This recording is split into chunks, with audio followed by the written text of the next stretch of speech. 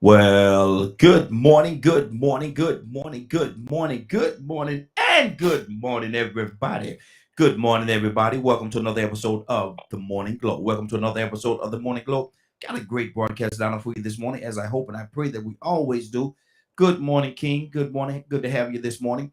I'm just a question asker, man. We got a topic. This is Way Out Wednesday. You know what this is? Way Out Wednesday. This is a day where we come together and we open up the phone lines typically, and whatever you want to talk about, we'll talk about it and talk about it in its entirety. But today is just a little different. Now, we are going to talk about it. We are going to open up the phone lines, but we got a topic today, and it's an extension of what we talked about yesterday.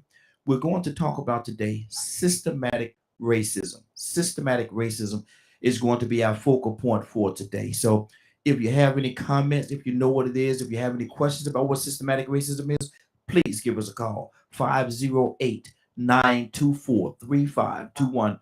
508-924-3521. Give us a call. We certainly love to have this conversation with you. Do you think it exists? Do you think it's a fragmentation of people's imagination? Is systematic racism? Is it a real thing? Give us a call. 508 9, see the phone line blowing up already.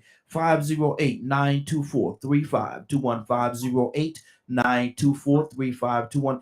I got a clip that I'm going to play, but I'm gonna wait till a few more people get in. I'm gonna play the clip. But right now, I want to go to Mr. Hicks. Mr. Hicks, good morning. How you doing this morning? Good morning, Raheem, Glow family. Good morning. Mr. Hicks, we talking, we said we was gonna talk about this today and talk about it in its entirety.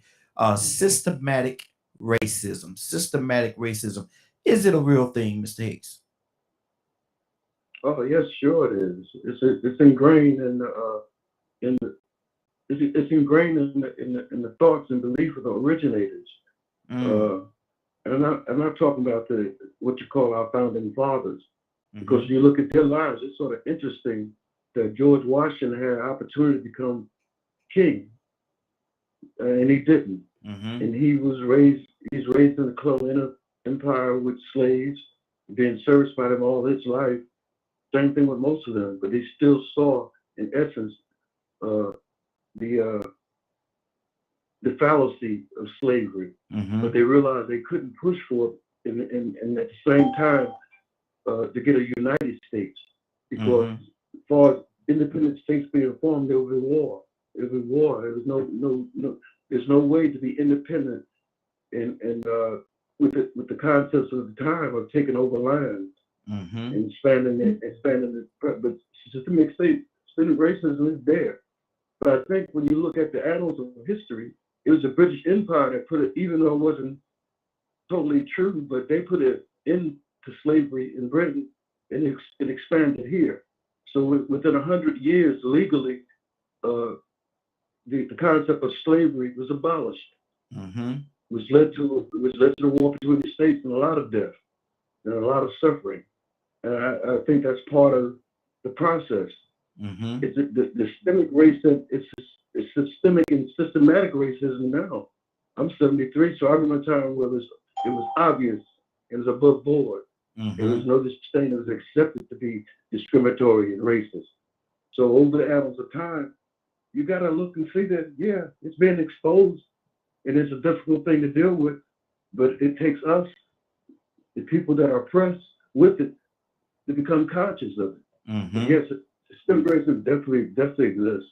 Okay, good deal, good deal. Got a few other people that's called into the phone lines, and I'm expecting I'm expecting the whole cast and the whole crew to be in here today, man, because we're gonna talk about this thing Yes, sir. and really buckle down on this thing. The next person to call in is Curtis. Curtis, good morning. How you doing this morning? Hey, morning, Robbie. Good morning, Kurt. Curtis, we Dex, how you doing, brother? I'm doing fine, brother. Wait to hear what you say. I want to see your thought, how God put them into different thoughts in all of us. yes, Yours is sir. always inspiring, interesting for me. Amen, amen. Good deal. Appreciate you. Kurt, we're talking about systematic. Our conversation is going to be based today on systematic. Somebody got some background noise going on back there, so I don't know what that is. But our conversation today is based on systematic racism. Systematic racism. Curtis, is that a fragmentation of our imagination? Is it really real? Does it really exist? What is systematic racism, Curtis?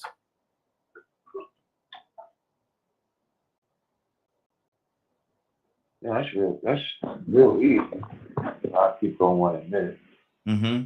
It's just set up to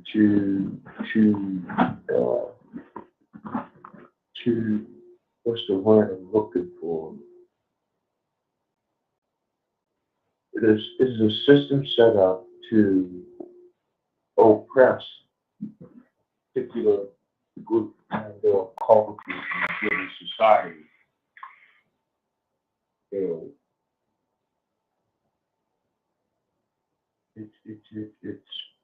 It's a system set up to oppress a given group and or culture in a given society. That's the easiest way Okay. to break it down. Okay, let's deal with that part of what you just said of specific.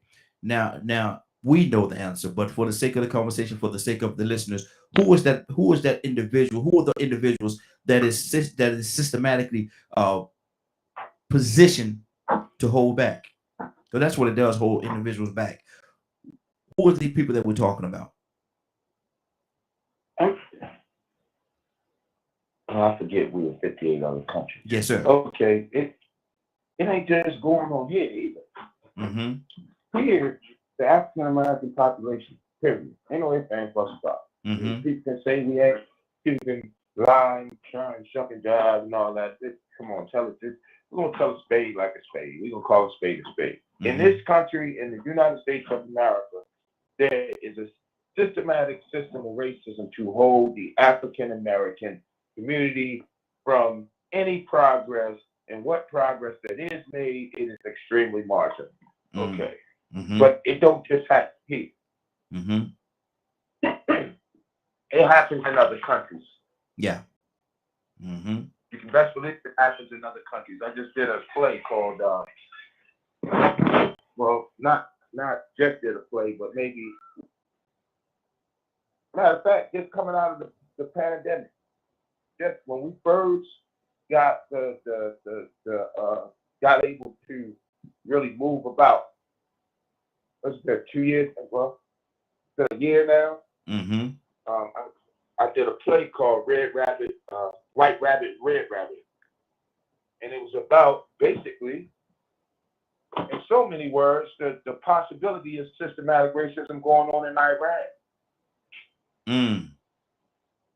You know, Puerto Rico has a level of systematic racism between light-skinned Puerto Ricans and dark-skinned Puerto Ricans. Mm-hmm. Exactly. But in this country, this is foul. This is beyond foul. This is no. Mm-hmm. Say it again, Curtis. We have some issues. No, I said, but here I was trying to wrap it up, man, because I didn't want to take up too much time. Good deal. I said, but here in this country, man, I said this is foul. Mm-hmm. This is beyond. Mm-hmm. Okay. Absolutely. I'm just gonna be honest with you. Things that we are seeing right now. Hey, Curtis, you must be on speaker or something, man. You sound, Curtis. Right here, can you hear me? Yeah, but it sounds real. It sounds like real muffled, like you're in a box or something. I don't know if you're on speaker or Bluetooth or something, but it doesn't sound good. No, it's just because my phone was switching. Okay. What we going through right now, brother, what we saying right now, I'm just going to be honest with you, man. The founding fathers have not only turned over their grave, but they have put their knees up under their chest and stuck their booties in the air, telling all of these leaders to kiss my entire asbestos.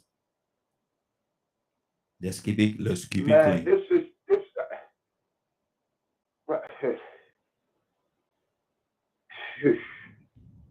This is depressing. Mm-hmm. Let's keep this thing moving. Absolutely. Let's keep Mary. I know this is a topic you may not be able to comment on this topic. Mary, can you talk about it? And good morning. How are you doing this morning? Mary? Good morning. How are you? I am doing well, doing well. We talking about systematic racism. Can you talk about that? You know I can't talk about that. Okay. Hold on. I'm trying to figure out a way to get you in here where you can make a comment or two and it not be in a bad or negative way. But let me go. We got some more people here. We got Toussaint. Toussaint, good morning, sir. How you doing this morning? I'm okay. Good morning. Good morning, sir. We asked the question, Toussaint. We asked the question, what is systematic racism? Does it exist, or is it just a fragmentation of our imagination? Is it something them black folks just coming up with something that's playing a race card again? Is that what this is? Systematic racism? Mm, mm, mm, mm, mm. Hmm. No, I don't think it is, man. I mean, I've seen some stuff in my days, my little few days. I've seen it. I mean, uh, I wonder if you have some just using this for just a thought. You go by a house and your neighbor that may be of another nationality buy a house. They built the same in the same neighborhood. I wonder who house you think gonna be worth more. Mm. I just wonder. Mm-hmm. The educational system that we got. Who discovered America when it was already here? Go try to get you a loan or something and the process is different. What about the prison system? Mm-hmm. Pick what you want. Even your religion. Mm-hmm. They have used it. I can hear those songs. Ringing in the sheen, ringing in the sheen. And then they say, we're gonna y'all come on after service, we're gonna hang one of them. Mm-hmm.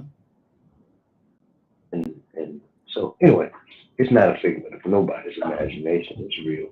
Mm-hmm. Wow. It's just that it's pushed down to now what they don't want to call it slavery and all no more. Why is that? Mm. What's the problem? Yeah. What are you hiding If from? that's what it is, now you want to change the wording, use the word game on it. Mm-hmm. Mm-hmm. I'm just saying. Exactly. I'm like Mary. I don't talk about too much. Mm-hmm. For different reasons.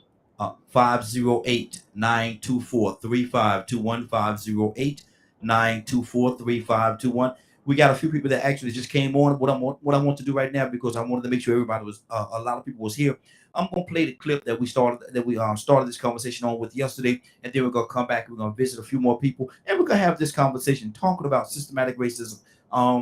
I got to tell y'all, this bless you. This is grown folk conversation today. This is grown folk talk. So if you're gonna come, be prepared. Grown folk conversation. We're having grown folk talk today, talking about a grown folk topic. This is systematic racism, is what we're talking about today. So listen at the clip, and we're gonna come right back on the other side and continue this conversation. The phone lines are open: 508-924-3521. 508-924-3521.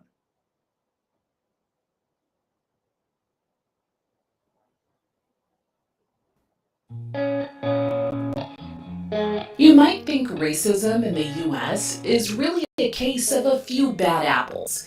A racist cop here, a so-called Karen there, a leader of a white supremacist group. People who deliberately hate.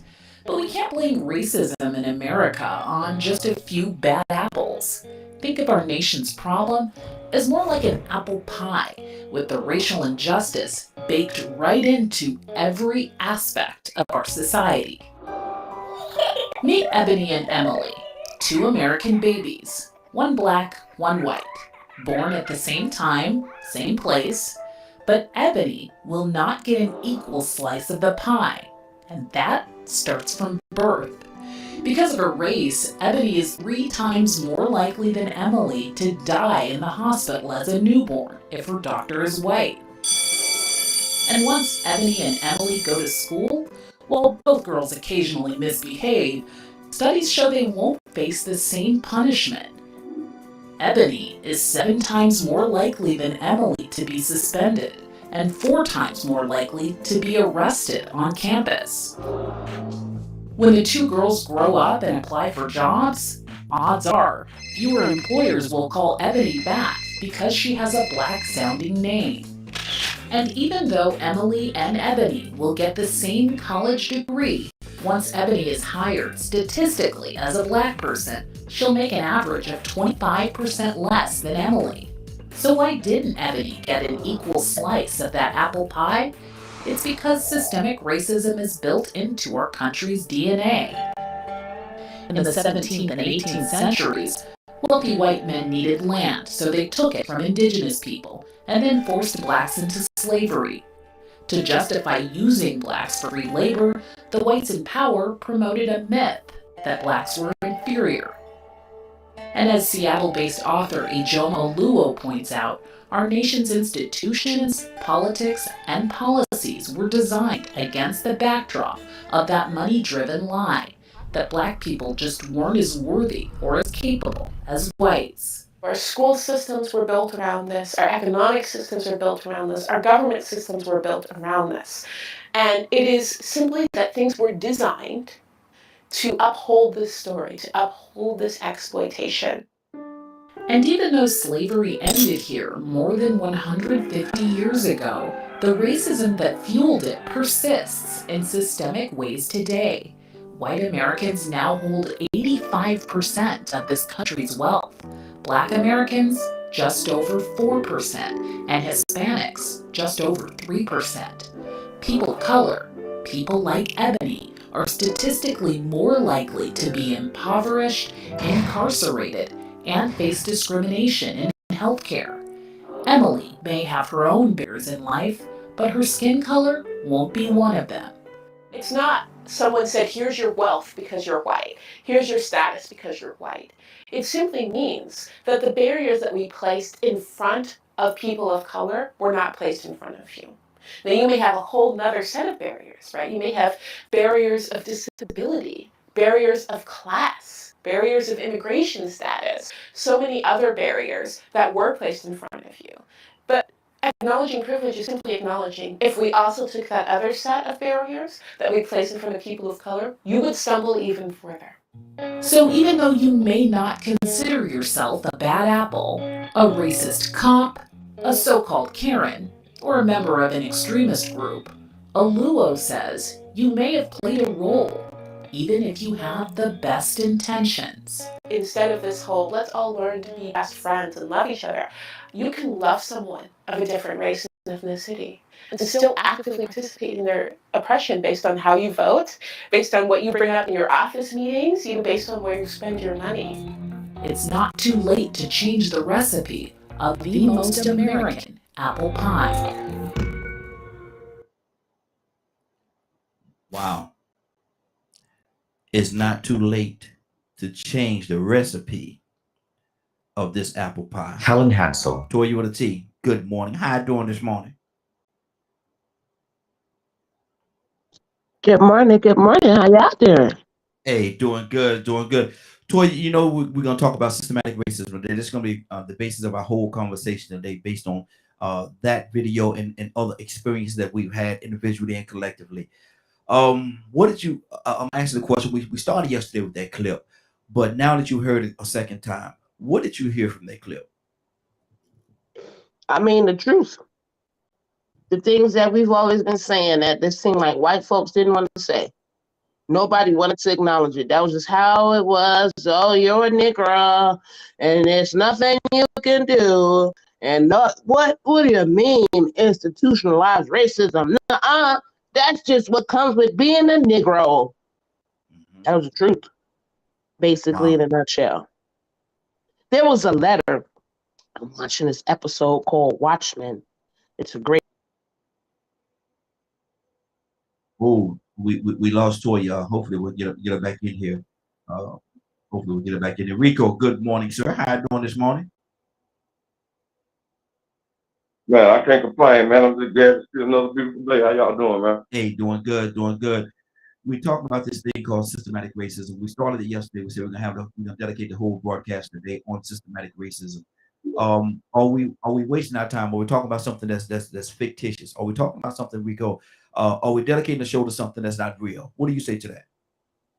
Well, that's the reason why it exists, because people don't want to acknowledge it and talk about it. Mm-hmm. But first off, this is what we got to do. I brought this up yesterday.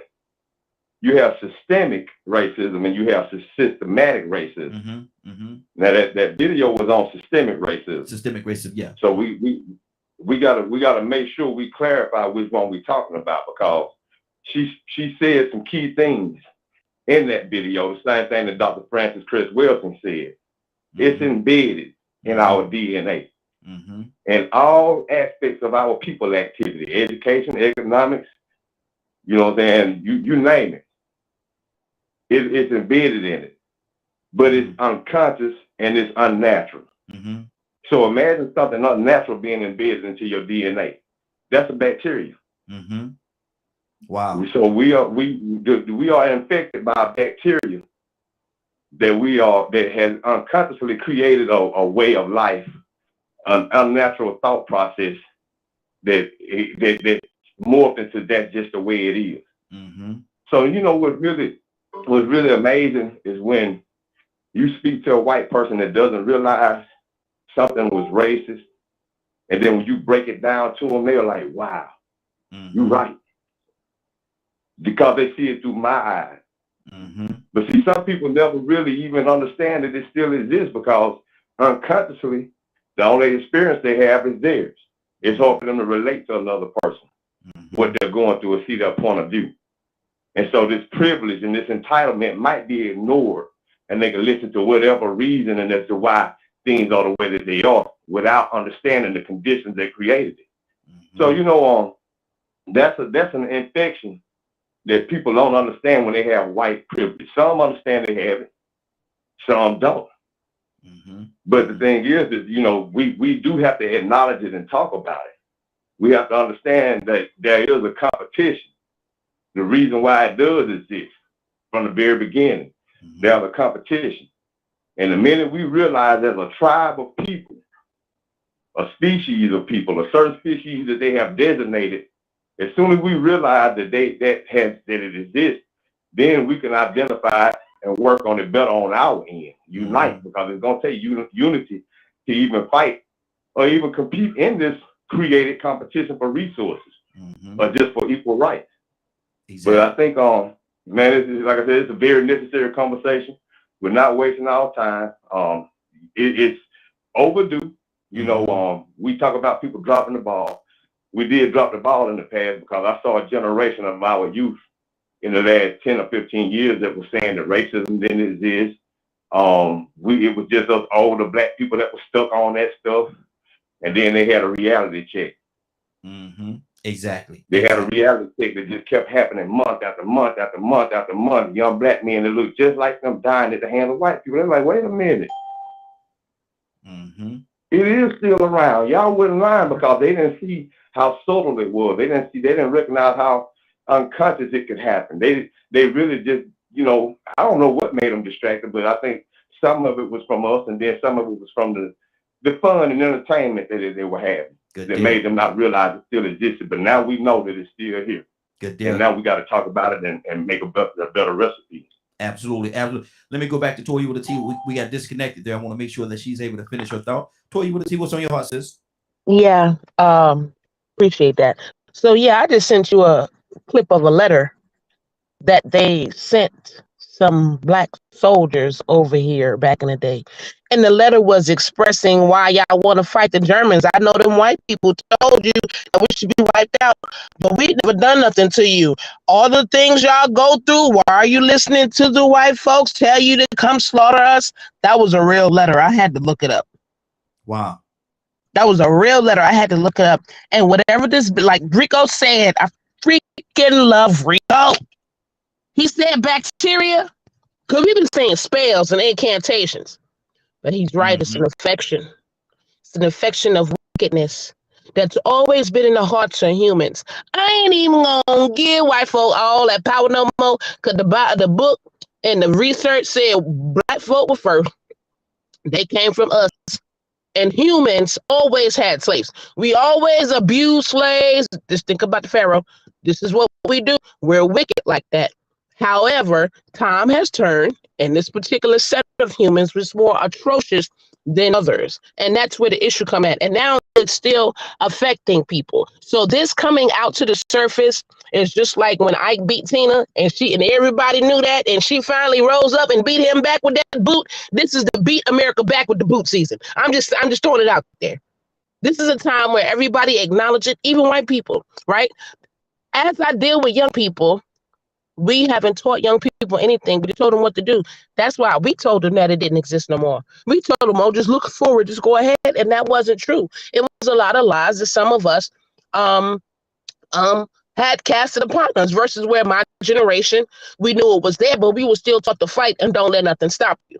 You know what I mean? No matter what. Yeah, it's true. Yeah, they out there. They're going to be men, women, black, white, green, and you need to be strong enough to be able to withstand it. You know what I'm saying? However, since we're talking about this specific issue with black people and white America, it's because we still can't get ahead.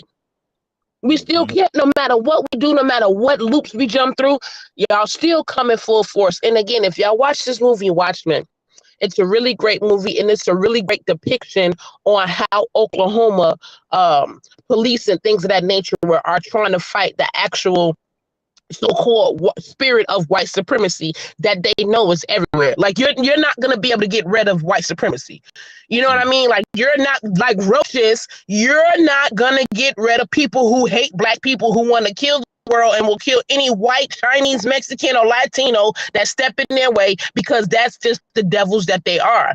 But this conversation is what we use to weed them out. You understand what I'm saying? This conversation is what we need to acknowledge to stop the abuse. Because if you don't know you're being abused, if you think that's the way of life, you're just going to keep on going. But we're being inhumane. So this topic of conversation, not only for one, is the proof and the evidence, but I feel like, this is where a special task force or department, because that's what the United States do, right? They form special task forces or departments to be able to solve these issues and crimes. And that's where we're headed. But us, the people, we can't waver now. We can't waver with voting, and we can't waver with our rights. So this conversation, like Rico said, needs to be had. We have to come up with an antidote for this bacteria, and that is going to be requiring us to fight back. And we have to keep that in mind, because this right here, this is some deep topics, and this is going to unravel a lot of our ancestral ways and a lot of things that's been going on in just black people's lives. And this is what we need to break the curse. We just have to be free from it.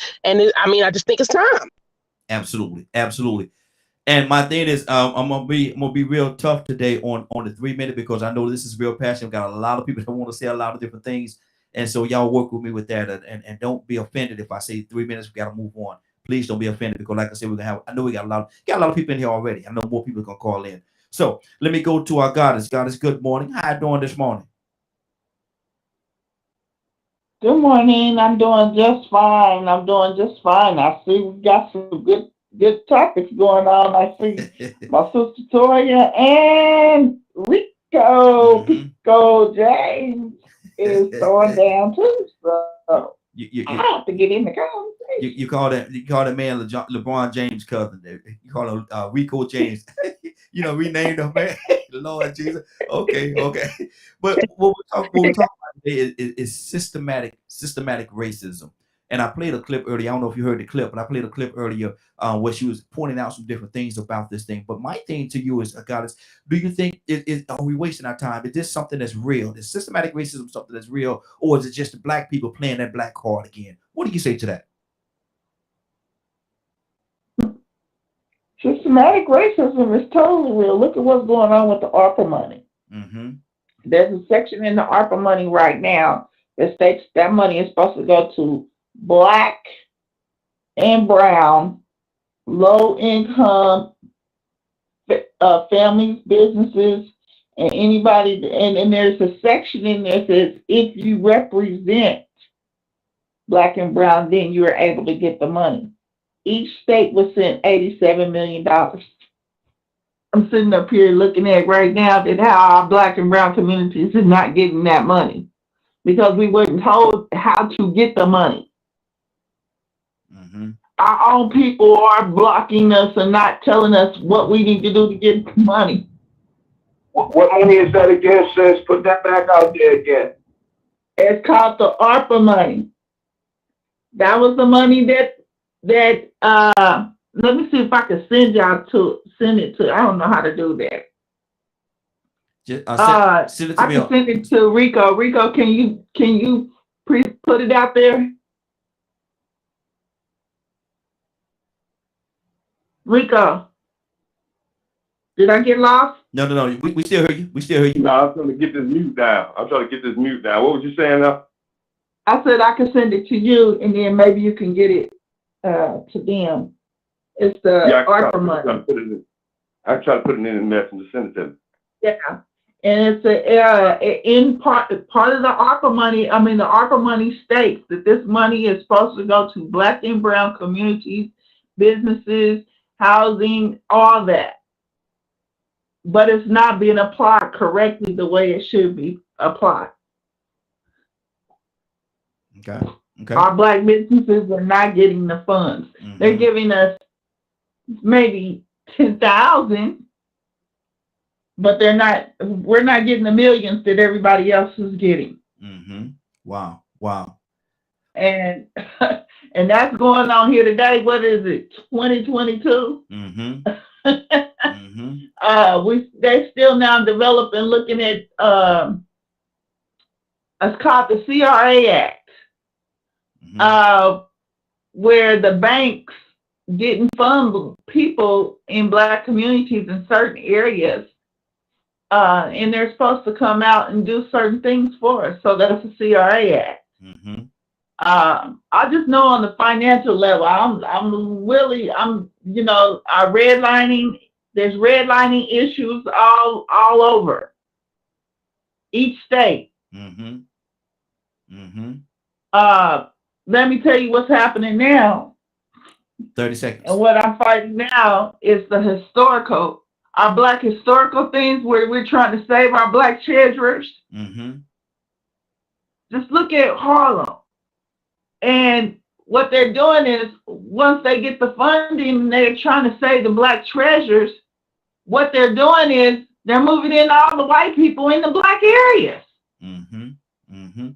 Hold right so they there. can enjoy our history. Exactly. Hold right there, sister. I gotta keep it moving. Like I said, I'm gonna be real stickler on the 3-minute thing today. So stay right there. Don't you go nowhere. We're gonna keep this thing moving. We're gonna come back to you.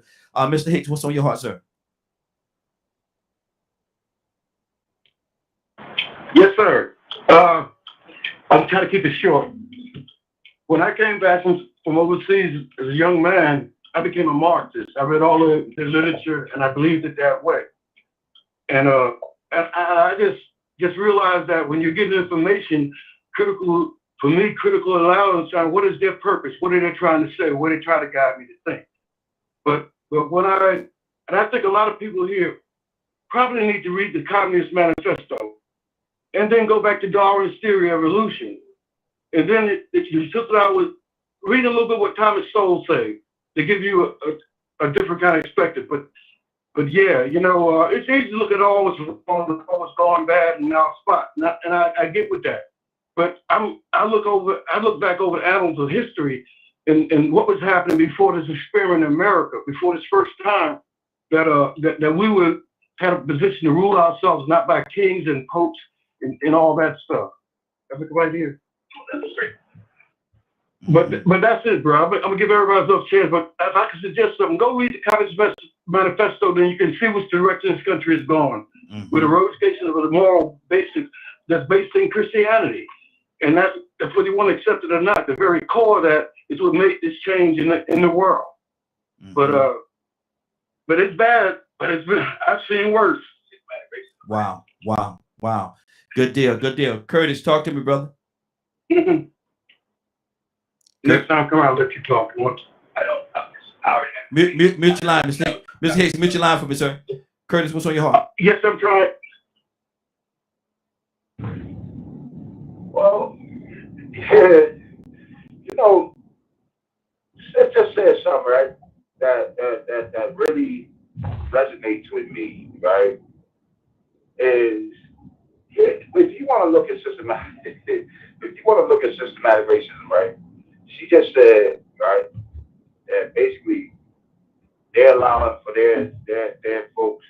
They put this money out there, right, and their folks are given the opportunity to take advantage of that very same money that ain't even laid out there for them, right? That's how they doing what they're doing. Listen, I'm telling y'all. Now, I told y'all a long time ago. I said, yo, this is going to go down in history as the largest robbery in the history of the world. We just saw where they just supposedly captured $286 billion that was stolen from PPP money, right? Mm-hmm. Tell me how many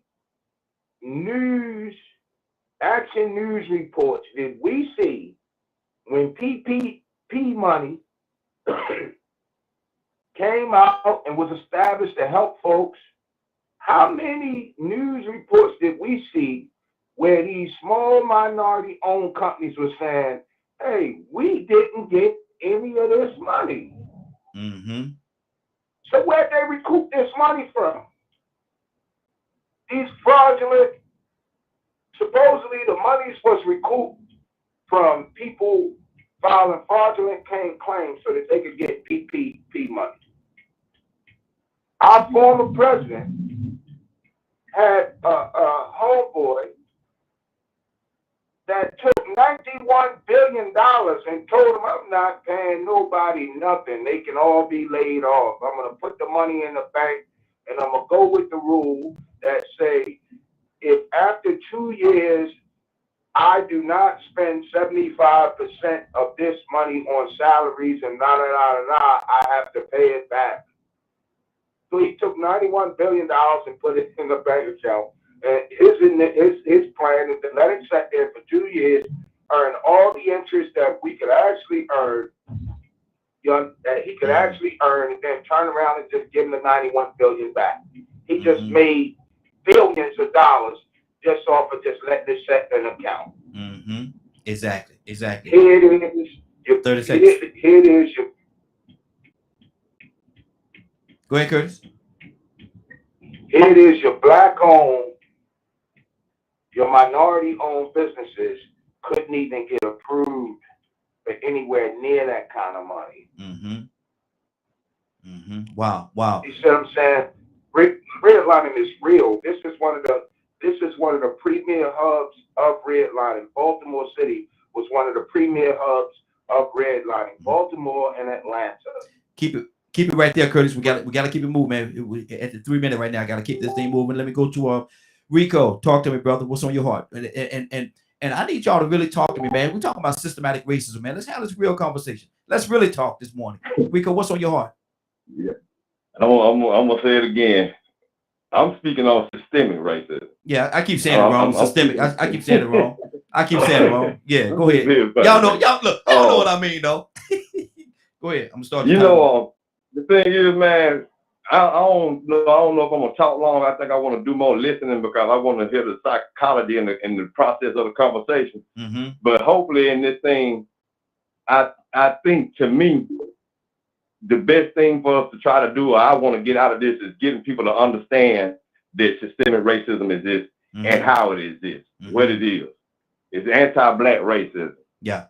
And like I said earlier, Dr. Frances Cress Wilson, she explained it best. It affects all aspects of people activity. Mm-hmm. Education, economics, entertainment, love, labor, politics, religion, sex, war, passport, everything. It affects every part of our existence, and some people don't even realize it unconsciously or subconsciously, subvertly affects these things, all of our people activity.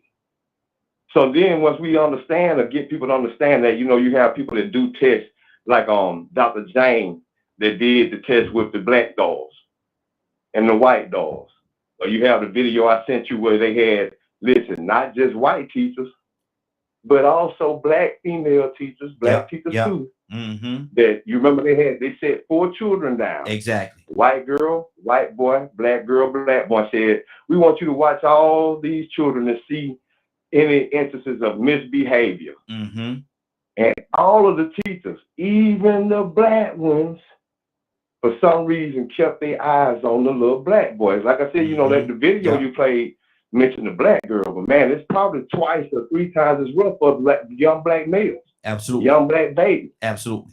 So, this condition that exists, we have to make sure we focus on breaking down and showing how it exists in all these different aspects of our existence, and then finding a way to cure it or get that infection out of our heads that we didn't realize existed because it's so covert. See, it ain't as overt as it used to be. It's more mental and psychological. Yeah. You know what I'm saying? It affects economics. Most people think economics is the cause of it. Now, economics is just another tool. Exactly. But that anti-black racism, it goes way deeper than what we understand. And to some people, they don't think it exists. They just think that we choose to be the way that we are.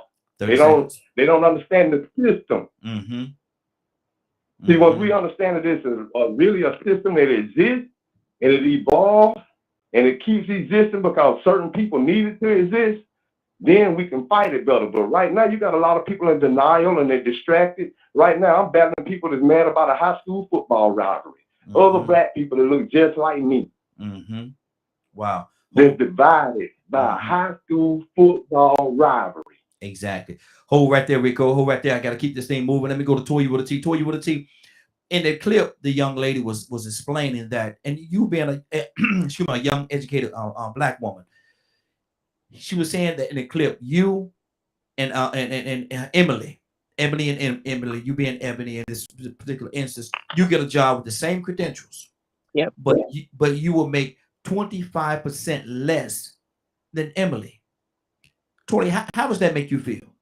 I believe it. It's made me feel the way we are. I've always felt. I've always known that. I told you yesterday. I saw what happened because they're gonna pay Bob 45% more than me and Emily. So Emily finna fooling with me because she angry too. Angry gonna be want to be mad because Bob make one of her, and Bob make her do this, so she gonna make me do this because that's how it go, and it's true, and it's always, been like that. I was just looking up something else, right? So Stokely Carmichael, these 2 guys that wrote Black Power, he came up with the word institutional racism first, and now they took it and changed it to systemic. See how they do? Yeah. You see how they do? That's how they do, and we do it too. It's so subconscious. It's so now a part of a DNA as human beings. We all do it, and the bacteria is so bad. It's like COVID. It went global because even Chinese act like that towards black people. Other races all over the world got the tendency to want to act like that towards black folks, and it's still going on today. To record, there are 40 million slaves right now on this globe. Right now on this globe, and the vast majority of them are still black. So it's true, you know what I'm saying? And now they're telling the truth in our face, and this is what makes me cringe, right? Because now you're waving this truth in my face like I'm not gonna do nothing about it. You got the wrong black girl over here. You know what I'm saying? That's how that became my drive now, because I was a part of this. Oh, why go to school and learn their information and do this? No, I need to go to school because I need to know how they play the game. So now I'm gonna flip the game on them. That was my main purpose of going back to college, because I need to understand, okay, how does this system go? Oh, okay, so this is what it does. Okay, let me get my PhD too, so I can start writing some things, throwing it out there too. You understand what I'm saying? So now that I'm learning this system, I know the system is going to crumble, and I want to be a part of taking the system back from them, creating a new system, because it's true. I don't want to do more work, and I'm going through this right now. One of my bosses, I work harder here, at least with black people, more harder here than the other two, and you pay less. I'm going to have to make a change. I'm going to have to make a change. You understand what I'm saying? So this is a cycle and something that we go through all the time. And we have to, again, wake up. People whatever color you are. This is an American bacteria, an American infection. This is not just for black people. Yeah. You understand what I'm saying? So we have to start to build our own. We have to stop working as hard for other people and not willing to do it for ourselves. It's like, what do we have to lose, America? You understand what I'm saying? So a part of fighting back this bacteria is that, first of all, don't isolate it and think it's just for black people, because you're getting done too. Right? Just because you got more crumbs don't mean it's not happening to you. We're a part of this system, and in order to break free, we literally have to break free. That means no taxes, that means govern our own, that means make our own, that means take our own and take care of it and cultivate it. You know what I mean? So again, this is a deep subject. For one, I don't even think America is ready for. I don't even think a lot of us are ready, because this is setting the slaves free part 2. A lot of us didn't want to be set free back then. So this is part 2. Do we really want to be set free? And God said something earlier. Yes, there are a lot of house Negroes that were in between us getting them 40 acres and that money. You know what I'm saying? So again, this bacteria, it runs deep. It's in the blood, and we got to figure out how to cure it. And the only cure is to create our own. Absolutely. Absolutely. Let me go to Mr. Hicks, then I'm going to come back to Goddess. Mr. Hicks, what's on your heart? Ms. Hicks, you have somebody in the car that want to say something as well?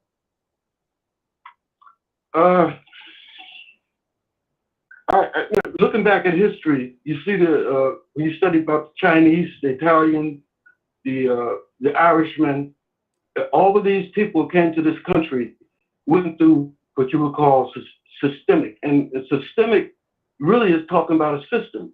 Systemic is talking about the same thing. It's a play on words, but systemic goes back to the very beginning. In the very beginning of this whole confusion we have is going to resolve in maybe another 1,000 years, is undermining and destroying Darwin's theory of evolution and the favored races. That's the full title.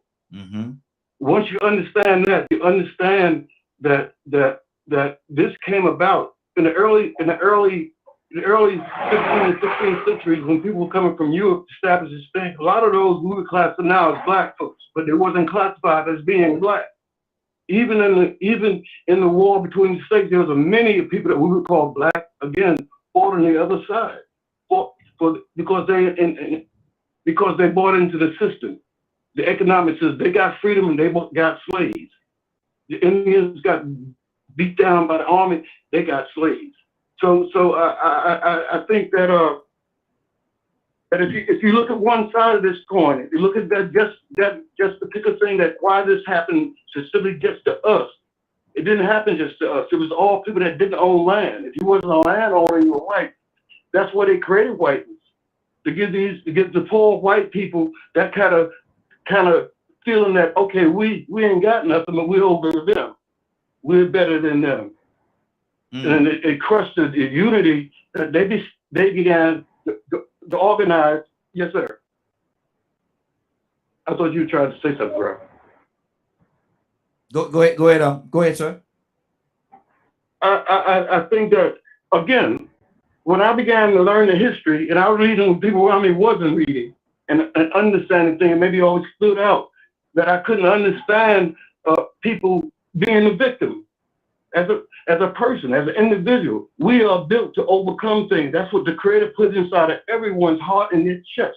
No matter what the situation is, you got a personal aspect. It's all personal. You want to do things collectively. It ain't going to be done collectively. It's one person inside of themselves realizing a different reality and reacting out of love, not out of anger, hate, but understanding that it's not personal, even though we feel it personally. 30 seconds. Yes. No, go ahead. Finish your thoughts, sir. Can you imagine coming out with getting military training, how to use weapons, and do with a psychology and a belief that I'm a person, I got to go out here and fight somebody, I got to kill somebody, I got to get guns to do it. We're gonna take guns to do this thing. It's throughout the history. I've learned this. When you fight an enemy and you have to fight him on his ground, you become just the beast that he is. And when you take over, you become the same beast. We can see it all the way through the colonies of Africa when we got our liberty in different countries in Africa. We oppressed our own people. So there's something happening in the heart of man that has to be checked. And that can only be done when you look at the physical, But then you got to turn and look at the spiritual. Where did this come from? Mm-hmm. Why is this happening? Good deal. Good deal. Stay right, stay right there, sir. We gotta keep this thing moving. I'm gonna go to Goddess, but I want to throw something out there from what you just said. It's amazing how Nat Turner was a hero when he was doing it with the way they wanted him to do it, but when he had a change of heart, he became a villain. It's kind of amazing. Goddess, what's on your heart? I don't know about them, but he could be more villain than me. So, but what I will say is, y'all need to recognize there's a difference between human and mankind.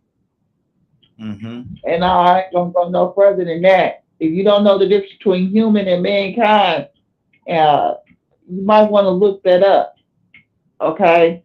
Because the Bible does speak about it.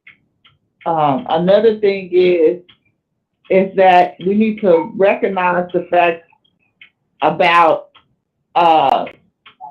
what's going on here today and start waking up when we start making our certain choices, because our DNA has always been an issue and always problems, but it's always been, and I ain't gonna never say problem, I don't mean it like that. It's always been a blessing.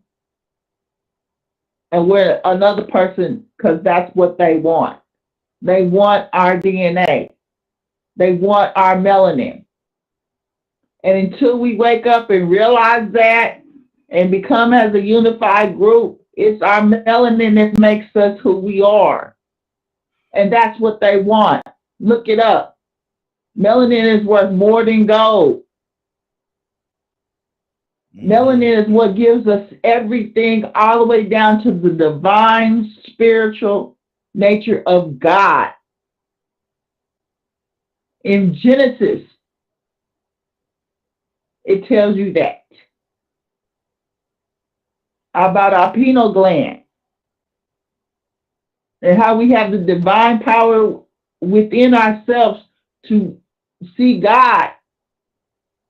We can talk to God. That's what we have. And until we realize that, we're going to always be targeted. And they're going to always not want us because we got an upper hand with God. That's all I got to say. Mm-hmm. Good deal. Good deal. Rico, what's on your heart, brother? Yeah, man. Once again, like I said, I just want to, get to crawling before we walk. Mm-hmm. Because some things can be so complicated and some so deep that, people run away from it. So you have to feed them with a baby spoon. Mm-hmm. And sometimes feeding them with that baby spoon, you have to just sit them down and show them the simple things that reflect racism that they don't understand is racism. Like I said, it ain't just white people that need to understand that systemic racism exists. You got a lot of black people that need to see it. Mm-hmm. I mean, come on, man. We got black people that feel like, man, it ain't no reason for black people to be in the condition that they're in. We got a lot of black women that say, ain't no reason for no black man to be out here broke. Mm-hmm. With all these opportunities, they forget about the system. They forget about the system and the purpose. Maybe we can give the women more opportunities and advantages and benefits. At the same time, suppressing the black people, even more the black man. Mm-hmm. We don't give him nothing. See, we still forget that when he come to this job, for this interview, even though his opportunities out there, he going in there looking at that opportunity or looking for that opportunity as the same black man that they've been trying to suppress. So he might not get the job. Mm-hmm. So if he get it, he might have to tap dance. Ooh, yes, the boss, I love you, boss. I tell on everybody, boss. I snitch on everybody, boss. I love me some you. Or put on that dress, Rico. Oh man, dude, sell out. Mm. But you a sorry black man. These sorry black men. Man, black men still got the same struggle, the same system, the same systemic racism that exists. We fight it in a whole nother way. And it has mentally broken some people.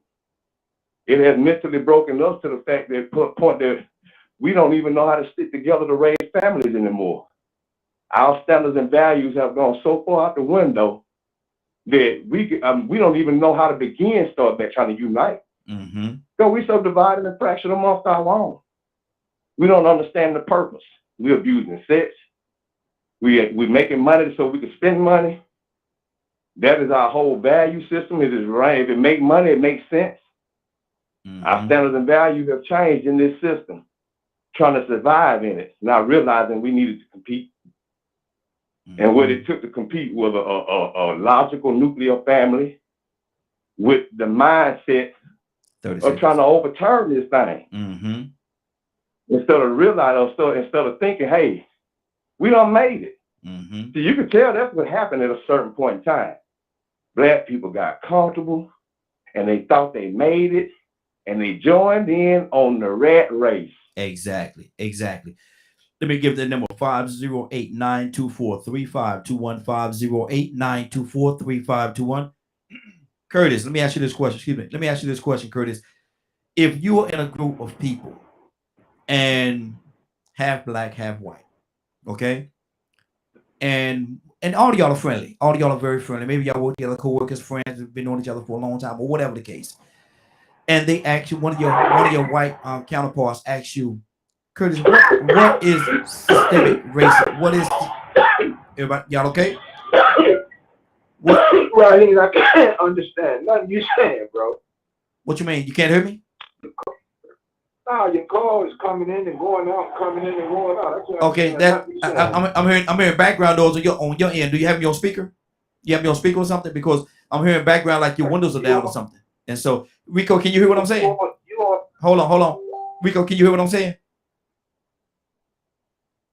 Yeah, like he outside or something.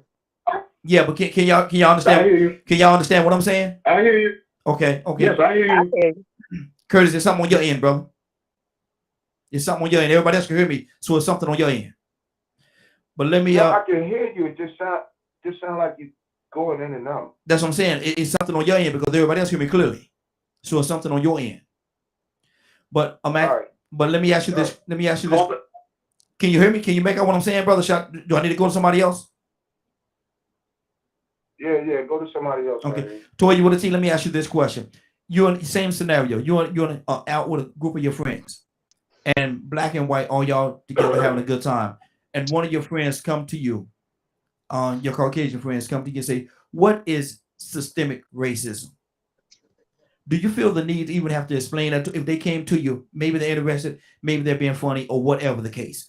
Do you feel the need to explain that to them?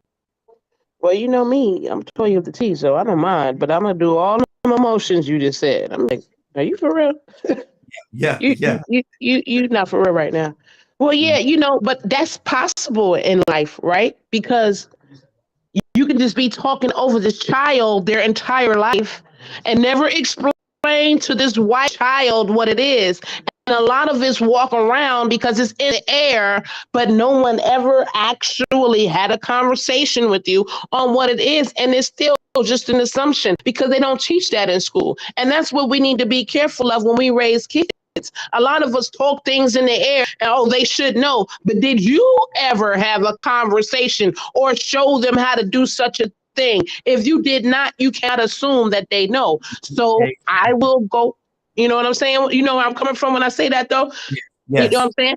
So once you look at me and I see you're for real, then I'm going to explain to you, listen, as a black female, I'm probably paid 30% less than you, 50% less than your counterpart, equally. Mm-hmm. They want me to work harder, run faster, jump higher, do all these tricks, and still at the end of the day, don't take advantage of the same benefits that you do.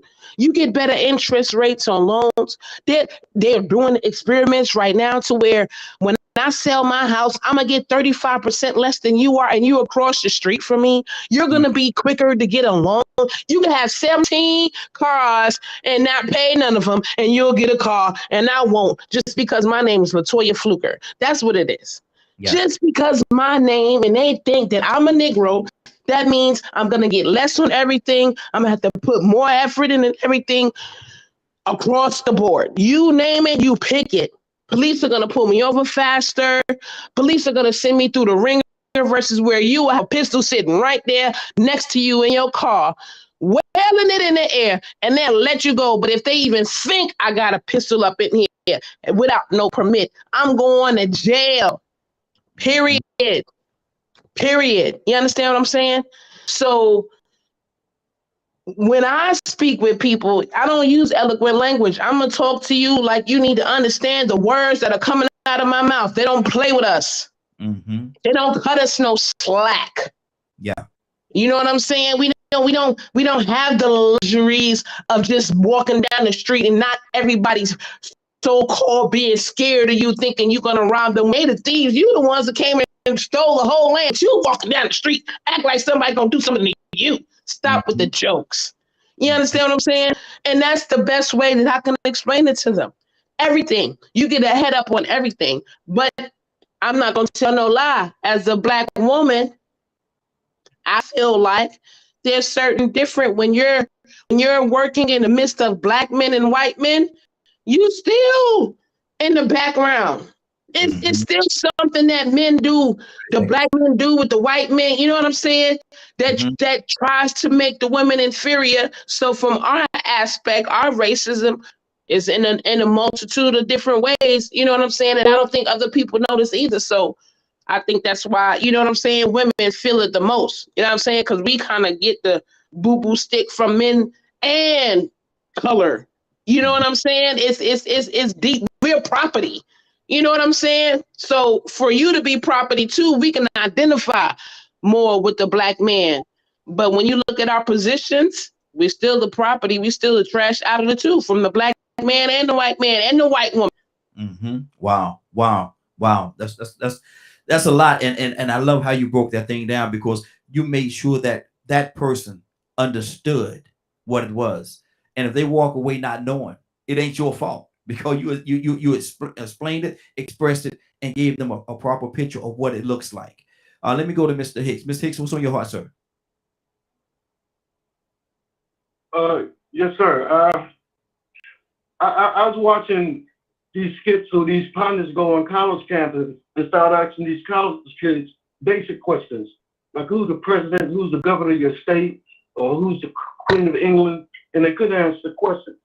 I think I'm astounded most times that people haven't thought about things, and I understand it because they make life so hard that you need all your energy just to survive the economics of life. There's a movie, there was a song by Bob Marley. What the world? Somebody got something going on. And he says war. Title of the song was War. And he started listening to these things until these certain things exist, they were always war. And that's the truth of things. You know, until we get to the very core and source of things. And for me, the source of things is every individual Ms. Hicks, hold on one second. I don't know if that's coming through your line. I got a lot of noise. Can y'all hear that background noise? Yeah, that's not mine. That's somebody got their thing open. Yeah, something's going on here. Have you got an abnormal telephone caller? Because that might be some little trick that they pulling. You know what I'm saying? See if you got somebody abnormal on the line. No, I checked. Yeah. It's not. I checked on it already. Okay. Okay, it's the system then. Yeah. No. I think for whatever reason it was Goddess' line, because when I muted her line, it stopped. So I'm thinking there's something going on with her line right there. But go ahead, Mr. Hicks. Yeah, I guess in from the land is plain now, Kurt. I think when you don't recognize the power that's been endued in you as a human being, that's been given to you by the Creator, and when you believe the obstacle in front of you are too big to even accomplish. But I think the biggest thing for me, and suggestion, is to find a way to maintain peace in your life and avoid slipping into the angers of revenge, resentment, and hatred. I mean, for me, I recognize that there's a force operating outside of this human earth, the experience that have influence on everybody.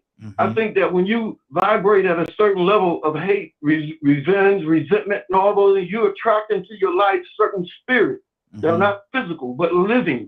And they influence your thinking and how you perceive things, and they lead you to your destruction. Lead you to the attitude of hate, resentment, rather than love and compassion.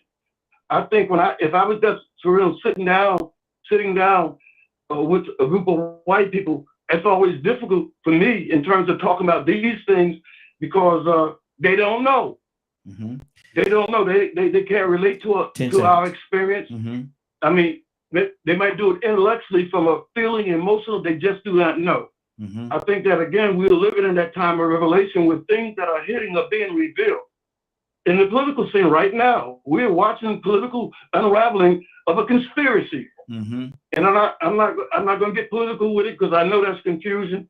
But if you look at it clear, one side is headed one way and another side is headed another way. Pulling this come to another thing. Absolutely. And we're in that point of decision. Which side are you going to fall? Your spiritual influence on, not God and do anything. Which side are you going to recognize? Exactly. Good. Got to keep this thing moving. There's a lot going on, but my thing is this right here.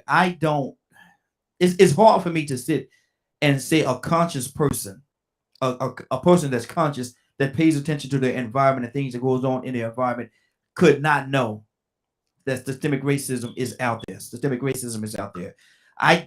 Whether they want to address it, whether they want to acknowledge it, that's a whole different conversation. But to say that you don't know that it exists or that it happens, that's kind of tough for me. Badger, good morning. How you doing this morning? Good morning. What do you say to that, Badger? What do you say to a person that say they don't believe that systemic racism is something that's real? It depends on the person. Most time, if it's a white-skinned person, I tell them they're a bloody idiot. Not that word, but you get what I'm saying. I know exactly what you're saying. Yeah. And then proceed to explain to them how it works. And it's one of, it's wild. He goes, though. It seems to be more common with folks that aren't as racist.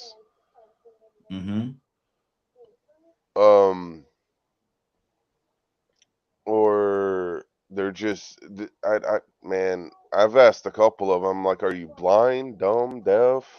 Like, what's your issue? I guess that's kind of rude, but I just wanted to logically understand how they couldn't see it. Or know it exists. Because there's, see, and I also get, this is one of the toughest topics, because the more I've looked into things, the more I've talked to certain people, depending on where you're at, a lot of it can go from less to extreme really fast. So in those extreme areas, if it's supposed to be run locally and the people around there aren't speaking out, it's kind of hard to change things. You know, if they're not saying, hey, I was treated like crap and here's the evidence and so on and so on. Instead, they're still in that silence mode. And I get so angry at that, because and I speak out about it. But when you're by yourself, you're kind of in trouble. Wow. So it's trying to get people to speak up and speak out. In the areas where it's still happening, that's an issue. Good deal. Cassandra, good morning. How are you doing this morning? Good morning. Cassandra, how we talk, we're talking about systemic. I have a hard time saying the word, certain words, systemic racism. Well, I can't get that out for nothing. And Rico was speaking of America, man, we talking about two different things. No, I just can't say that word, brother. But how important is it to you, Cassandra, that if you're in a group of your friends, be it a mixed group of black and white, and they're talking and this conversation come up, how important is it, or does it matter if some people are very uncomfortable with having this conversation? How important is it that you continue the conversation and continue down the path so that they can understand exactly what it is and what we are up against when we say systemic racism? I'd like to give an example that I think would sort of answer that for you.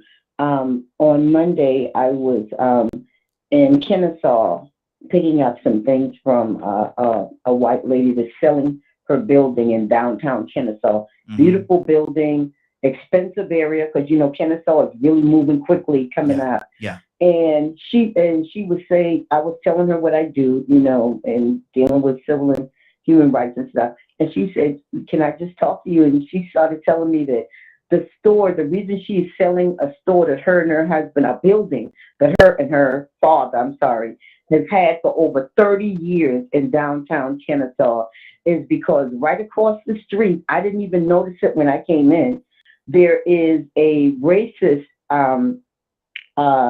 business. They sell the Klan stuff. They push that narrative, and they have done that for over 30-something years. And so her and her father have been trying to get the city council to shut the building down for years. And they said, no, they've been grandfathered in. They can't do anything because it'd be a lawsuit and blah, blah, blah, blah, blah. So the gentleman who owned the racist business died in January. So they were like, okay, can y'all go ahead and shut it down now? And they said no, because the lady who bought it is under his grandfather law. Wow. Because she's keeping it the same building. So she's very upset. They're closing the business down because they believe that if you say that you want things to be right and you're representing your entire community, how is it that you could have on Main Street? This is downtown Main Street, Kennesaw. She said she just could not, her and her father could not go with that. So they're shutting down and selling that building because of that reason. And she's passionate about wanting to see change. She's a Republican. She said she's lost just about all of her Republican friends because she stood against what your boy was doing, 45 was doing. So I just wanted to give that as an example. There are people that are willing to hold the conversation, and she actually wants me to come and do a screening of Always in Season, the documentary about lynching and racing, at her building before she closes it down in January. That's good. That is someone that wants to make a difference. I would love to talk to her. I would really love to have a conversation with her. And she's amazing. She's actually amazing. I would love that. I can set that up. Okay, make it happen. Definitely, let's make that happen. Rico, there are some people across the board that really would love to have this conversation, but there are some other people, Rico, that are very, very uncomfortable with even the idea or the thought. Your Karens, if you will. How do you reach them, or do you even try? Whose parents? I know I say Karens, them Karens. Oh, Karen. Oh, Karen. I mean, well, if they're in defiance, you can't. You know what I'm saying? But if they're willing to sit down and talk, about it, then, it's easy to explain it to them. I mean, you asked the question earlier, and the first time you asked, if somebody asked you what systemic racism was, would you talk to them or tell them or whatever? And then the second time, I think you asked, what if they said it didn't exist? Yeah. See, now if they was in denial of it, they already know the conversation, and they trying to say we making it up. We just need to pull up our bootstraps and get at it. We just lazy. It ain't no excuse no more, and we gonna have it out. But if you ask me what it is, I'm not gonna feel any type of way, because it's a very good possibility that you don't understand, because you have not had an opportunity to go through this experience of not having the benefit of the doubt, of telling the truth and being told you're a lie, of knowing that you are qualified, but then not being recommended for something that you deserve. Because somebody might say, well, you know what, he ain't educated enough, or maybe he doesn't have a look. You ever heard this thing called about somebody looking presidential? Yeah. That's the standard that they set. You know what I'm saying? You got to look a certain way. Once again, a standard that you have to fit into this system. So once again, man, we got to understand what this system does. And what it did, it divided us, and it classified us.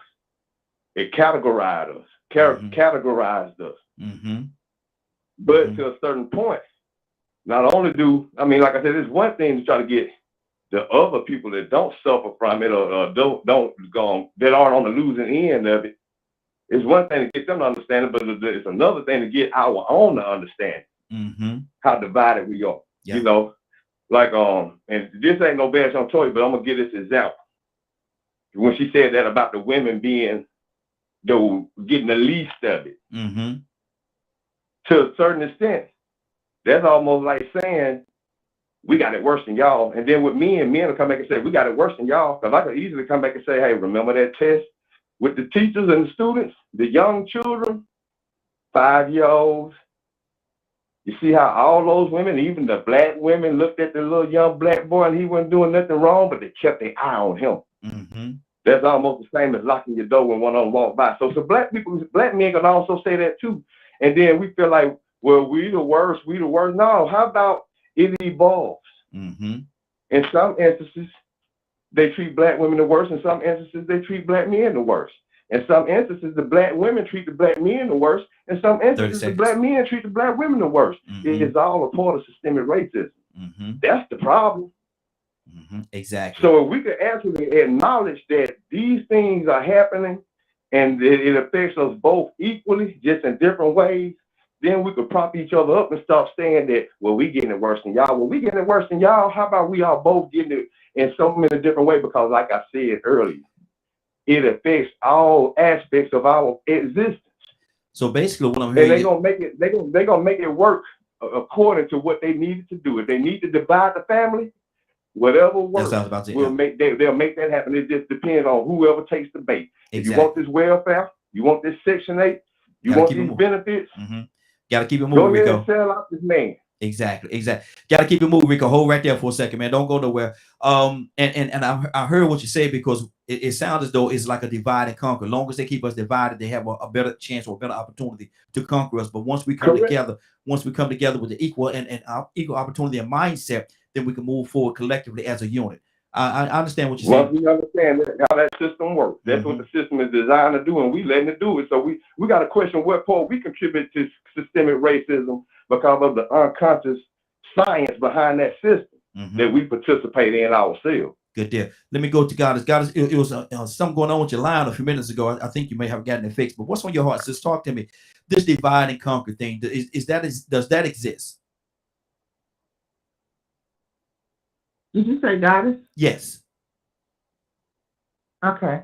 What was the question again? I'm sorry. The divide and conquer thing that Rico was just talking about, is that a way that they use to keep us divided, male against female, light skin against dark, whatever it is, just keep us divided, almost like they say in the Willie Lynch letter, keep us divided. If they keep us divided, they have a better opportunity or a better chance to conquer us as a people, as a unit.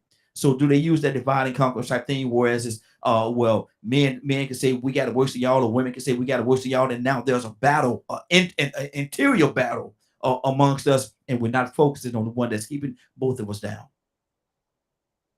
Yes, that I can't always say it's them now. I mean, but yeah, they have a divide and conquer thing, but their whole programming, television, everything, the whole programming is set up, and so I guess I can still say it's them. So the whole programming is divide and conquer. It's men against women. It's ourselves against each other. You know, like Rico said, money over everything basically is how people's mindset are coming. He didn't use that particular word, but it was about money and something. But I understood what he was saying, and the fact that people are forgetting what our ancestors have done. I mean, I'm in a historic district neighborhood now, and I'm fighting my next door neighbors basically because of the fact that, hey, this is a historic jazz district, and this is not, rap is a wonderful thing, don't get me wrong, but there's good conscious rap and there's positive rap. But the fact that the I'ma kill you, I'ma get you sucker type of mentality of that rap is not what's needed. And we have got to understand, but because they're making money, They don't care. Mhm. Period. They don't care. They don't have the respect for the next neighbor. So now it's me against them, and that's not good. Well, we should be fighting as a whole because we should be trying to mend together as Casey, as 18th and Vine, Casey has Casey Black Wall Street, because we the only last black owners down there are the Mohicans. Mhm. And again, the ARPA money we should have been the first one that got that money. Mhm. And every time we apply for different grant programs that they have, we're the first ones getting denied. Wow. Wow. Wow. 508-924-3521. 508-924-3521. Love conversations like this, man. I just love them. I love them. Badger, what's on your heart, brother? Curtis, coming to you next. You know, what Rico was touching on is something that I've been looking into more and more of, because I'm coming across so many young people that don't have that similar hatred or they're not carrying on that racism. However, they're still carrying on the social media stuff without, a lot of times, don't even realize it. So sometimes it's just bringing that to their awareness, and they're like, oh, well, I feel like crap about that. But it's a valid point. Like, across the board, how much longer as American citizens that's supposed to be free are going to continue hating one another for whatever bloody reason they want us to hate each other for? A lot of like, me and my wife, after when I first became disabled, I actually thought about splitting up just so she'd have more access to things. Mm. You heard that, right? Mm-hmm. Exactly. So, like, since this is a racial issue, that's why, like, from my personal experience,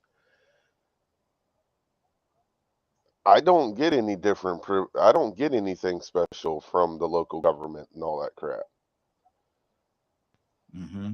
So we thought about separating or getting a divorce just so she could have access to certain things for her health. Mm-hmm. Doesn't that sound pretty similar? Mm. However, now if you add in a racist human being that's backing up that rule or that law or whatever, now what is it? Mm. I'm asking you seriously. When does it cross from being classism into racism? That's Badger, that's a pretty wide bridge there, brother. That's a pretty wide bridge, because though there are some similarities, I don't think what we're talking about, and maybe somebody could clear it up for me, because I'm not clear on it. But I think there's two different battles. Okay. The reason I'm asking that is, if it's not racism because it's being done to me, Mm-hmm. but Well, see, when but you say that part, it's not racism because it's being done to you. We're not saying that it's not racism, or we're not saying that it's that's not. okay. Go ahead. I missed something. So, like the scenario I just gave you, right? Mm-hmm. I just heard how the government was blamed about, taking the black man out of the black family, right? Mm-hmm. And I'm literally telling you, in 2022, me and my wife was talking about getting a divorce so she could get better access to health care. Mm-hmm. We're white skinned. Okay. Yet there's a ton of couples I know on both sides that are choosing not to get married just so the woman can have better access to health care and all kinds of stuff, because the moment they get married, all of a sudden it's all the man's responsibility to get her health insurance. and whatever else, and food and so on and so on. Mm-hmm. Okay. That- Okay. Anybody have anything they want to say to that? I get what he's saying. Mhm. What that is, that's part of that witchcraft that comes from the system of classification I was speaking on. Yeah, and that's why I was See, saying it's once different. again, we got to understand the system. Yeah, and that's why I was saying it was different. Yeah. System, Go ahead. the system of classification started first, but then to get the favor and votes and support of poor white trash or whatever you want to call them back then, poor white Southerners, whatever, to get them on board, the rich white elites had to make them acceptable, so they did the same thing that they did to women. They gave them some crumbs and said, hey, them black folks want y'all crumbs. Well, what we going to call it? You know, there it is. Now, here comes the race thing. Once again, we are competing for resources that they control. They have a system based on racism that's rooted from a system of classification. But racism is the bottom common denominator and the most brutal, because now it made poor white people think that they were better just because they were white. And then they ignore and keep white people that still don't give 2 cents about them. Mm-hmm. So I see what Badger is saying. But the thing is it devolved. It went more into a more negative situation when you start making it about a skin color. Because one thing you can't do nothing about is the color of your skin. Mm-hmm. Mm-hmm. Okay. So that's where the sickness comes in. When it affects a community and does what that system was designed to do, which is divide. Like I said, if you control the resources and then you could dole out a little bit, you just saw what Badger said him and his wife is considering. Mm-hmm. Now imagine that multiplied by 10 with black people placed in a condition that was intended for them to be put in because they didn't want them to have an opportunity of the same access to resources. Mm-hmm. Wow. Wow. Right. Yes, sir. Thought about when Badger was talking about that, the way that it was done to kick and I'm just saying it, to not kick, but to have the black male out of the home. Mm-hmm. You know, if they was going to receive some of the benefits, you couldn't have the man in the house. Mm-hmm. Mm-hmm. Yeah. Purposely. Yeah. Not given see, what Badger said is that he, and I think this is what he said, they was having to have that as an option so that she can get the benefits. Mm-hmm. Not forced to be able to put them out to get the benefits. And what happened with us is some of the male and female fell for the okie doke and said, so that I can get food stamps, welfare, or free housing, or housing at a lower rate, then you can come stay the night, but after, not even stay the night, you come by, but you can't live here. Yeah. By sunup, you gotta be gone. By sunup, you gotta be gone. And it was systematically, Mm-hmm. Say it again. By sunup, you gotta be gone. You gotta be gone. And it was systematically done. The system created that scenario. And here we go with situations, especially when the wars was out. A lot of things happened, and we blame it on the war, but underhandedly, it was done purposely, so that the strong family bond was broken. Mm-hmm. And now we see the results. Wow. And they say, we've got them. Mm-hmm. Mm-hmm. Curtis, are you with us? Can you hear us better, Curtis? Yeah, I've been to hear y'all, man. Oh, okay. Okay. What's going on? Talk to me.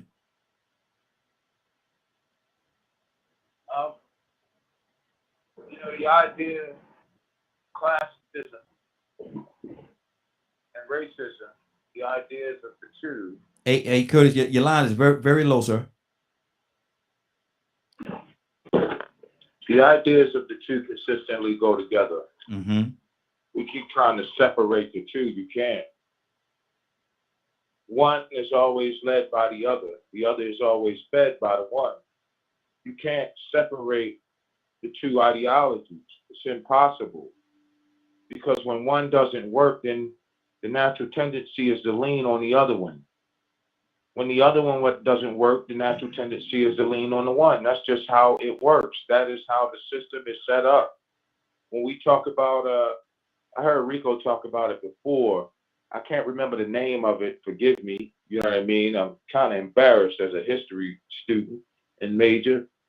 But there was this big land grab back in the pioneer days. There was a big land grab. They didn't allow for Indians, nor did they didn't allow for indigenous Indians, nor did they allow for Negroes to show up for the land grab. That was against the law. You understand? It was against the law to even allow for Negroes to own land. And then when you did start allowing for them to own land, which would have given some kind of credence to their economic basis in America, the Negroes couldn't read and write. So there was clauses in the contracts that automatically said that at any minute we could come and take it, in so many words. So you gotta understand, man, like classism, ethnocentrism, and racism is a three-headed monster that always go together. They always move together. The biggest problem that we have in American society and culture is it's shameful that the only time you can learn these things is when you go to an institution of higher learning. Well, why is that? Let's address that issue. Why is it that the only time you can learn things that have a truth to them that cannot be refuted is once you go to an institution of higher learning? Well, could that possibly be because guess what? I get 18 years. I get 18 years to brainwash you and convince you that this is the actual system. And everything that is true, I convince you that it is just a theory. Mm-hmm. Okay. It's not a hard concept to understand. Divide and conquer is real. That is a war tactic that has been used since the invention of war. Mm-hmm. Divide and conquer. That is your first strategic plan. Prime example. We got it going on right now. Because out of all of us that's on this panel, the one that's probably seeing it at an even greater level than we can talk about it right now is probably the youngest person on the panel, as well as 30 the seconds. person who has more of a vested interest. Mm-hmm. That's Nisi. And she can't even talk about it. Mm-hmm. That is a tactic of divide and conquer. Why? Because if she talk about it, she may tell an inconvenient truth. Mm-hmm. Wow. That's good. Leonard, good morning, sir. How you doing this morning? Good morning, Raheem and the Morning Glow family. Leonard, how do you feel about what was just said? Do you view classism and racism as the same intertwined? No. As a matter of fact, when I first came on, certain issues that I really don't go into too much because I believe we do ourselves a great injustice by simplifying certain situations. Explain to me why you say they're different. Well, first of all, racism is documented, has to do with color of skin. That's what racism about is about discrimination based on color of skin. And even 1 second, you wasn't even considered a citizen. You didn't even have the rights of a citizen. And it took civil rights movements to get you those rights here in America to do that. That is racism. Now, classism is extremely subjective. And it has so many different variables that pretty much most of you choose which one you're going to be in. So you select your own in regards to Yes. classism. See, one thing about true classism is if you go to other places, there are structures where you cannot get out of your class. Mm. That's not so in America. That's why people come to America, Mm-hmm. because you can be a part of any class that you just about choose to be about, Would you be accepted? as long as you meet the criteria of the class. Mm. And that's why I say it's so variable. Like a lot of people think they middle class, but if you look up the definition of middle class, you're probably not middle class, according to the definition. Mm-hmm. If you were looking at income, some people live great, and they're not even lower middle class in America. So it just depends on your perspective. When people talk of the top 1%, that kind of clarifies it a little bit more. Top 1% of what? Top 1% as far as earned income is concerned. Mm-hmm. You know, the top 1%, let's say if they're billionaires, maybe millionaires. Let's just say they're wealthy. Mm-hmm. Most of you have enough sense not to put yourself in that class. Now, you go down to, like, say, for instance, middle class. Middle class, some people would say got three. You got high middle class, middle class, and low middle class. Mm-hmm. You may have poor, but not really poor, and you're up a little bit higher where you can make ends meet. So class is very subjective. And people choose usually where they want to be. 30 seconds, Leonard. Mm-hmm. I'm done. Okay, good deal, good deal. Read this right here before we move on. This is Public Citizen. This is Paul. Read that. I agree with you, Leonard, about the difference, but the stress of being poor is universal. It is a lot harder to switch classes these days. Being poor is not an issue for everyone. You may view people as poor. If you're just talking about income, you're looking at an income level. But if you go and talk to the people a lot of times that you consider poor, they won't appear to you as being poor at all. They may be in a certain situation at this time, but they still have upward mobility. Like, say, for instance, every child is almost poor, if you want to think about it that way, because they don't have no income. Their parents have the income. So they're blessed to be with these types of parents. But sometimes, like, that's why even on here, I tell people, I don't want to hear no rich man telling no poor man story. I get so sick of that. Mm-hmm. And you talk, don't talk about the poor if you don't know them. Mm-hmm. Good deal. Hold right there. Let me pause more people. Let me go to Cassandra. Cassandra, what is your idea? What is your thought pattern on this classism and racism? And then we're gonna get back to what we're talking about, because I don't want to veer too far from the systemic racism. I don't want to veer too far from that. I want to dedicate this whole broadcast to that. But what is your thought on that? Classism and racism? Yes. In your view, are they the same? Are they the same? Or they similar? Or what are the differences? No, they definitely are different. And, Lynn explained that. But I definitely feel like classism is something that many of us deal with. And I live in downtown Atlanta. I am considered poverty level for the income that I have a year. Mm-hmm. Poverty level. And I mean, I'm not on the street, thank God. I do have a roof over my head, but I believe that, especially even in the Atlanta area, we have serious poverty issues, but because of gentrification, it's getting even worse, because the people that are living in the houses that they've been in sometimes 15, 20 years are being pushed out because of a certain class of people coming in. Yeah, yeah. And that to me, that's a racist move, to push the people that have lived in the Atlanta area for years, pushing them out to bring in a different class of people. That is a serious problem. Mm-hmm. So, I believe we have a serious issue in this country with classism and racism. Mm-hmm. Good deal. Good deal. We're gonna keep this thing going. I'm gonna read this right here real quickly, and then we're gonna move on. Leonard, it was good. It was a topic thing that Paul said to you, but I can't come back to you right now. I got to circle back around. And I'll come back to you. But he said, people choose their class sound like a Republican talking point, frankly. So that's the way he feel about that. I'll come back to you. Let me go to Ibrahim. Good morning, sir. How you doing this morning? Blessings and assalamu alaikum. Good morning, everybody. Good morning. Give me a holler.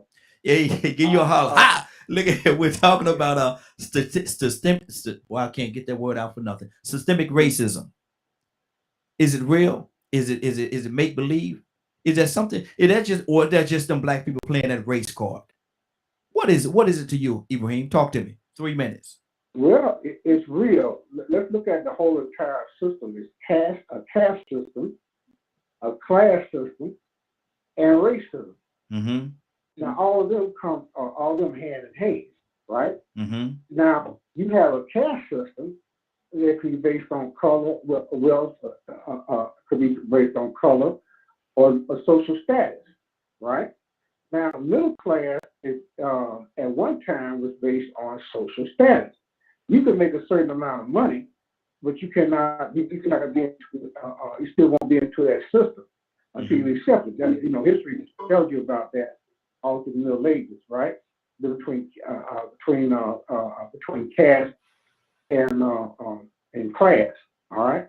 Now, when you have a multi-divergent society like we have here and it's dominated by a particular social status, then you have racism and class intertwined, right? Mm-hmm. Now, if you read what it was W. Du Bois and had written about that was during the 1870s, during the Reconstruction period, and up to racism. And he said that blacks down south, ownership of land and everything, they didn't understand, that they couldn't be put in that category. But however, they used the poor whites and the poor blacks. They gave them what Du Bois coined the raise of misrepresented credit of whiteness, as opposed to that both in social economic class, right? Then one was elevated there simply by the credit, simply by being white, as the other in the same class was simply credited being black. So racism and classism is well defined, and they intermingle because you can elevate above your class system, and still be considered being black. Matter of fact, it was a conversation. I don't know if y'all heard the conversation that was going on between 30 seconds. The princess and the princess of Wales, married to Harry, and also Diva, right? And they were saying that, she was saying that I didn't make it. She didn't say I didn't know I was a black woman until I started dating Harris. All her life, she thought I was mixed or either one, somewhere in between. But I would never consider myself or consider as a black woman until I started dating him because it can't start. Even though she had the wealth, circumstances to be in an upper class system, she was considered being racialized as being what? Black. Mm-hmm. So caste, classic, and racism are all intermingled, depending on how you identify it. Good deal. Good deal. Stay right there, brother. Don't go nowhere. Let me go to Willa. Willa, good morning. How you doing this morning? Good morning, Raheem. Good morning, Morning Glow. Good morning, sis. We're talking about systemic racism, and I got it out that time. God told me, I feel so good. My wife gonna be proud of it. Is it real? What do you think about this thing called systemic racism? Is it real? Is it fake? Is it just something that is it the black folks playing the black card? What is it? What is it to you, Willa? 3 minutes. It's all of that. It's all of that, Raheem, what you just said. One thing I think that they got it hidden is in the application. When you think about it and you fill out an application for a certain program or anything that for assistance or anything, the application always got, what color are you? Mm-hmm. What does that matter? Mm-hmm. My color shouldn't matter that I'm in need of a certain anything, whatever it is. whatever the environment in that I'm looking for assistance, my color shouldn't matter at all. So I think they got it hidden in the application. So that's the one thing that I do know that it's out there. The second thing I said that's on my heart is that yeah, it's out there, but I just want to know why is it that other cultures like Asians or the Spanish people seem to excel from that. You know, they all live in one house. They all get together. They're able to collectively look at the system and say, you know what, we're going to use it for us and not against us. You know, and so that's where I think sometimes our culture uses it as an excuse or lazy and poor behavior.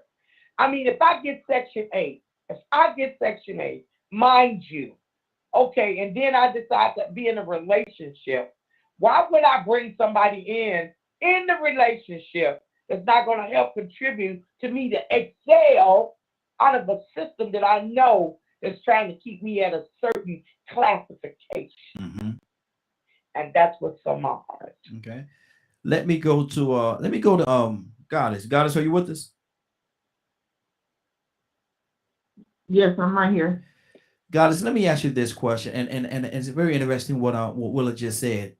She said other races come together and they collectively come together and they build with each other until they get to a certain place, and then they divide and replicate what they've done to make sure that everybody succeeds.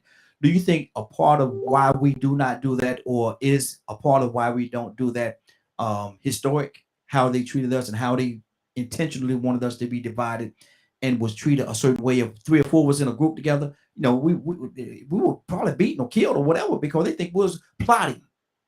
So do you think that's a piece or a part of it? You got 3 minutes. I do believe that some of it is instilled within our DNA, and I hate to say that because of, you know, some of that trauma. That trauma is instilled in our DNA, and we still have the house in the field, and we're still fighting against each other, not knowing that neither one of us are moving forward, or because you're in the house, you feel like you're moving forward, but yet you mentally still behind. So yeah, we do have that. That is a major problem, and I see that right now when we here in Kansas City, where the Northlanders will come together for one commonality, even though they're fighting, they'll come together for one commonality. Whereas in with ourselves, and I'm gonna use the historic district on violence. We still fighting against ourselves because, you know, instead of coming together where we have millions of dollars on the table that we can get, we can't even come together on that. Wow. So, wow. I mean, I don't know if it's, you know, when God said that pride is better than, you know, when you put your pride over everything, God said don't walk in pride. Like, I don't know. I really can't put a pinpoint on it, but it's crazy. It's the fact that you know, you don't want to put your ancestors ahead of everything, that you don't care, you destroy everything that is what our ancestors died for. You know, in that area is something that blacks couldn't go nowhere else. So yeah, we want our young blacks to come down there, but we want them to be not dysfunctional. And if you are dysfunctional, then you better learn how to become and recreate yourself and become functional. And we do have a lot of functional adults and young folks. But when you continue to promote dysfunctionality, then you're going to get dysfunctionality. So I can't blame that on everybody else. I can only blame it on ourselves and where we stand at as a people. And we have got to wake up. And maybe you know, I'm talking to myself. How do I reach? So I'm posing this back to the group. How do I reach people like that? 30 seconds. You know, show me what to do. Give me the words, because I'm willing. I'll set my pride aside. Wow. Good deal. Good deal. Cassandra, what's on your heart? Rico, come to you next. Yeah, I've been saying it, for a minute now. We can talk about, the classism and the racism from other people, and I know that's our topic, but until we come together as a people, period, point blank, I'm not blaming anybody else at this point, because we have to come together in order to make the changes happen for our people as a whole. And I'm talking about, I don't care what class of Black you are. I don't care. Your socioeconomics has nothing to do with this. We need to come together as a people to find resolutions for the issues that plague us as a people. So my concern is us coming together, because how are we going to get along with anybody else if we can't get along with ourselves? Mm-hmm. That's right. That's right. Rico, what's on your heart, brother? I agree, man. We have to come together. I mean, Willa hit it on the head. We speak about it all the time, how all these different ethnicities come over here and they live together and build and grow. But see, we keep saying the topic is systemic racism. And have to keep going back to talking about the system. I think it should be understood that we're talking about the system. Mm-hmm. Yeah. So now this system, it is what it is. Classism is what it is. Racism is what it is. They are not the same. They're first cousins. Mm-hmm. They are very much related in this system as another tool to make the system successful. All these Italians and Jews and Chinese and Indians come over here, man, and they understand the system and they organize in order to find a way to compete in this system for their best benefit. Now, we don't organize like that. We just want the American dream. We just want the American dream, but we don't understand what it takes to get there. And to a certain extent we do, but we don't understand why. Why can't we live in the same house together? I'm going to ask you that question again. Why can't Black people live in the same house together? You know they ain't going to get along. Yeah, yeah. Listen, it ain't right till a white person say it's right. Mm-hmm. See, and sometimes we might accuse each other of being lazy or just not wanting to do better, or choosing to be in a certain class. No, really and truly, some of it has to do with brainwashing, programming. Think about it. We are programmed to be mistrusting of each other. We are programmed to watch our own little Black preschoolers suspiciously and ignore the little white boy and the little white girl. Our own Black teachers. See how that subconscious programming works? Mm-hmm. So sometimes people are doing some of these things and they don't even know that they're doing it. He said Meghan Markle said that she didn't even realize she was Black. Ain't that something? Mm. It took for her to go over there and realize that and go through that to realize who she was. Oh, she must have drank the Kool-Aid. She thought she had accomplished the American dream. She was a celebrity. 30 seconds. She had money and fame and favor. Mm-hmm. She didn't realize this the way the system set up. You still Black. We'll show you. Now she's feeling like she needs to come back home, get back to her roots, because now she's been put in her place in the system that she wants to survive in. So it ain't really and truly that people choose to be in the class that they want to be in. You know, there are conditions, there are people that control resources, there are people that produce and dictate where these resources go and where they don't go. Mm-hmm. Who can get them and who can't get them. Exactly, exactly. In that process of them dictating how that system rolls, some of the people that just want to try to survive in it don't understand how much it is affecting them, mm-hmm. how much they're contributing to it. So, you know, we it's a mental thing. This awakening we're gonna have to have, man, it's deeper than just, you know, the motivation. It's a mental breaking that we have to do, because we are dealing with a lot of broken people and misprogrammed people, mm-hmm. programmed from this system. I'm going to read something. This is something that Paul, our public citizen, said. He said, but we also need to reject false teachings like those of Tariq Nasheed and his harmful melanated white supremacy. Curtis, you want to comment on that?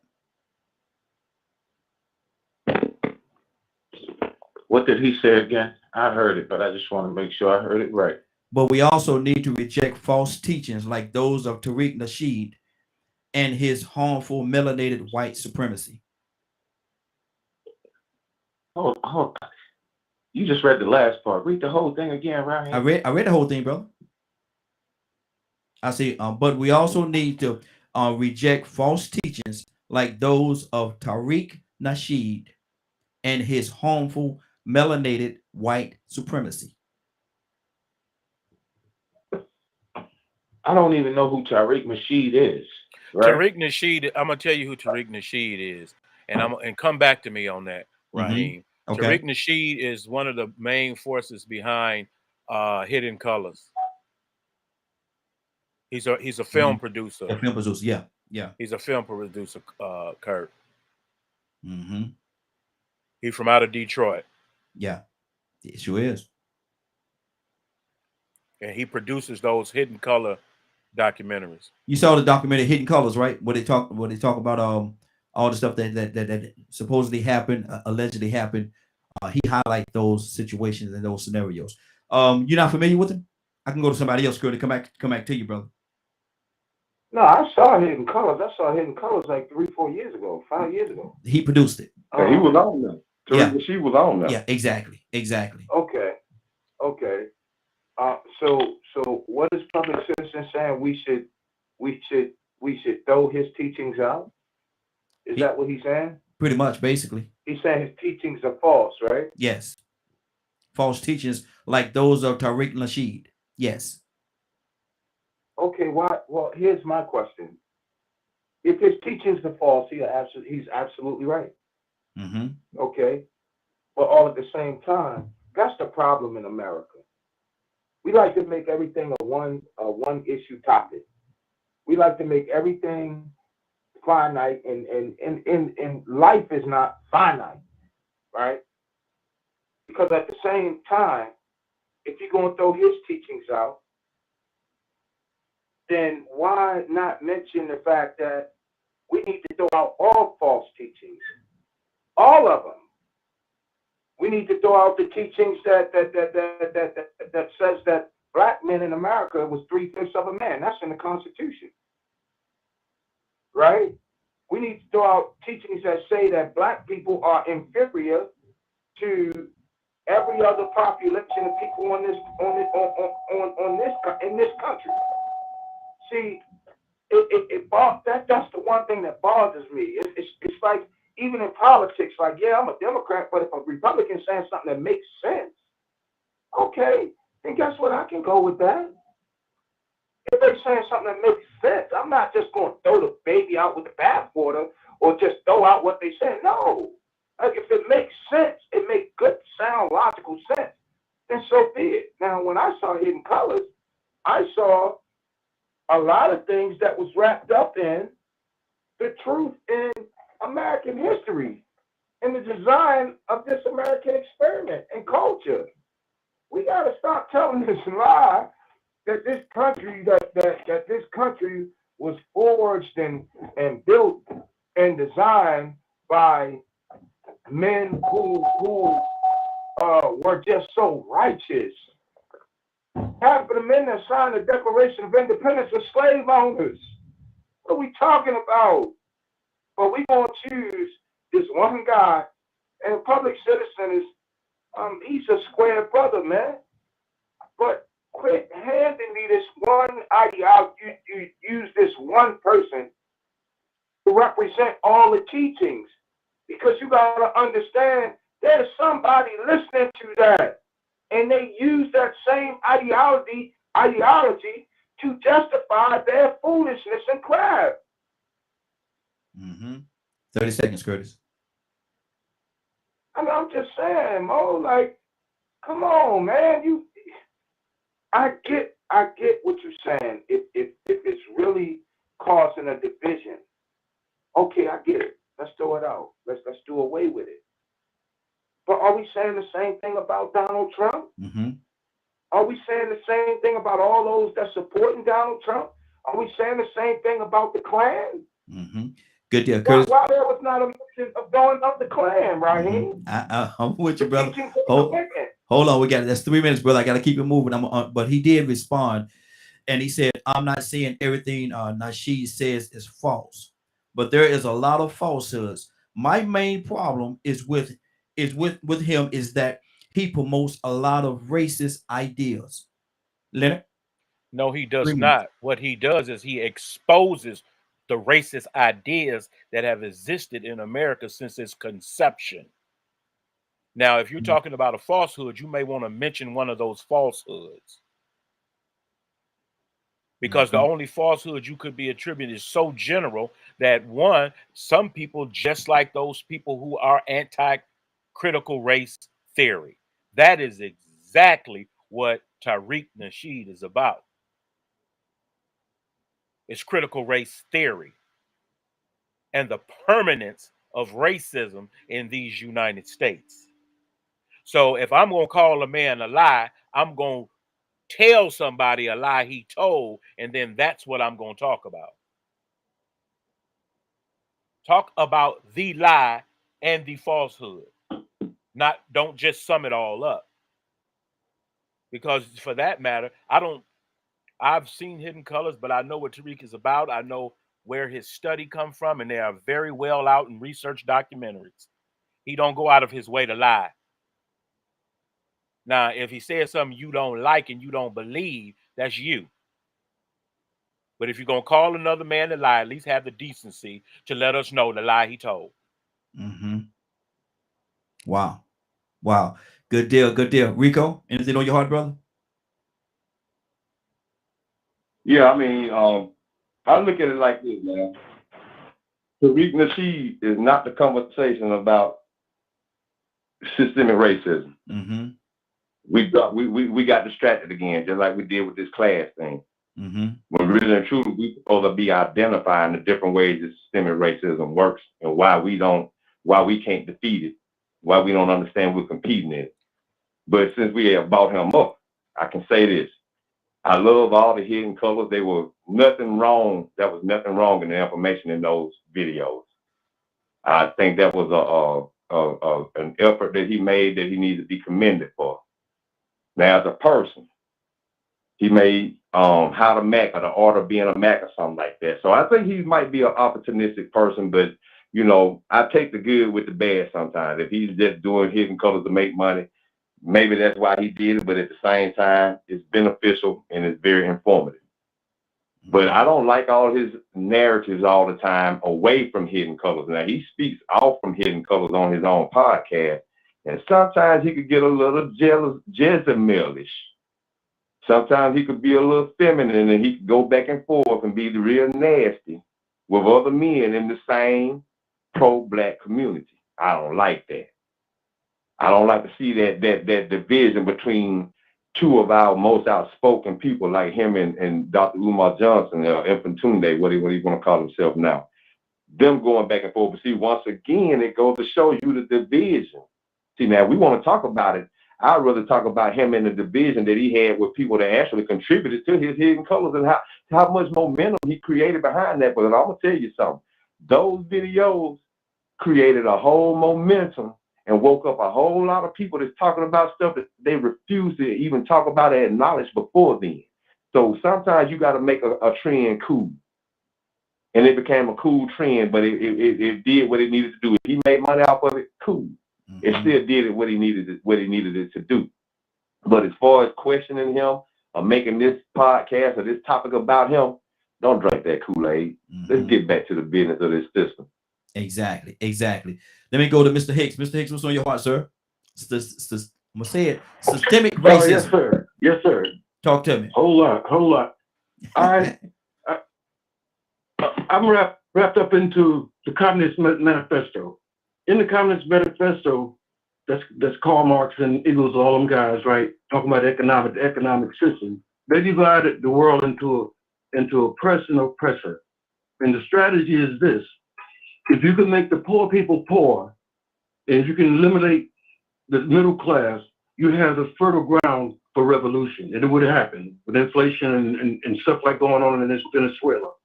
When Biden came into office, he shut down the pipeline. Oil was selling at $30 a gallon. It went immediately up to $130 a gallon, which made the poor, which is wiping away the middle class. Now, I understand feelings and how you could be emotional. Like I said, I came through that. I came through it and produce a hatred. It produced a hate. It produced a violent man because I was viewing it through my emotions. We're in a situation, and our problem is basically a culture. I mean, it's culture. You know, the little thing they had in school where they had a black kid, had a teacher looking at my daughter's a teacher. A couple of my siblings are teachers. And if you walk in a classroom, you got to make an automatic assumption that this kid is coming from a broken situation. He's not been disciplined. I saw a skit on TikTok. They had a teacher come out from this crowd of kids and parents and stuff doing a play. And she came out, she's real loud and boisterous. And a voice came out, "Set the F up." And they said, "Oh, we don't do that. We don't do that. We don't do that." He said, "Do you need to go? Do you need to be taken out?" He said, "Shut up, B." And you couldn't see who was the voice was. They lift up a 4-year-old. That was a 4-year-old with this dealing with this teacher that way. Now we're talking about culture. We don't come together because we lost the knowledge of who we are. We don't know who we are. We don't know if we're colored, Negro, African American, Black, Native American, because they genocide us out of documents. It's my belief that the vast majority of Black folks in this country didn't come from Africa, but they was indigenous to this land. They show us pictures of these people that came to the Straits, the Oriental kind of thing, and make you think that was the Native American. But I've seen photographs, and I have the history of my grandfather, my grandmother telling me that there's a time where you couldn't say that you were Native American or Indian because you would be lynched. 30 seconds. So I'm saying, 30 seconds. Bringing that plane in, Kurt. We got to focus on our individual selves. Absolutely. We got to destroy the enemy inside of ourselves. That's me. Badger, what's on your heart, brother? You know, touching on what I touched on earlier, I was trying to eventually get to the point of how classism exists to a degree. And it's also a perception or a perspective, depending on where you're at in that spectrum. Racism and the systematic racism is a horrible thing that happens when you start bringing up, you know, how a white person versus a black person gets treated by a judge, and so on and so on. Any of those situations, how in certain areas police handled, you know, a black person versus a white person is vastly different. Does it happen to white people? Yes. Does it happen to black people? 10 times more. And it's getting. You may be being general. You may be being generous when you just say 10 times more. But go ahead. I understand your point. You may be being generous with just 10% or maybe 50% or whatever, you know, whatever it is. Yeah, I probably am.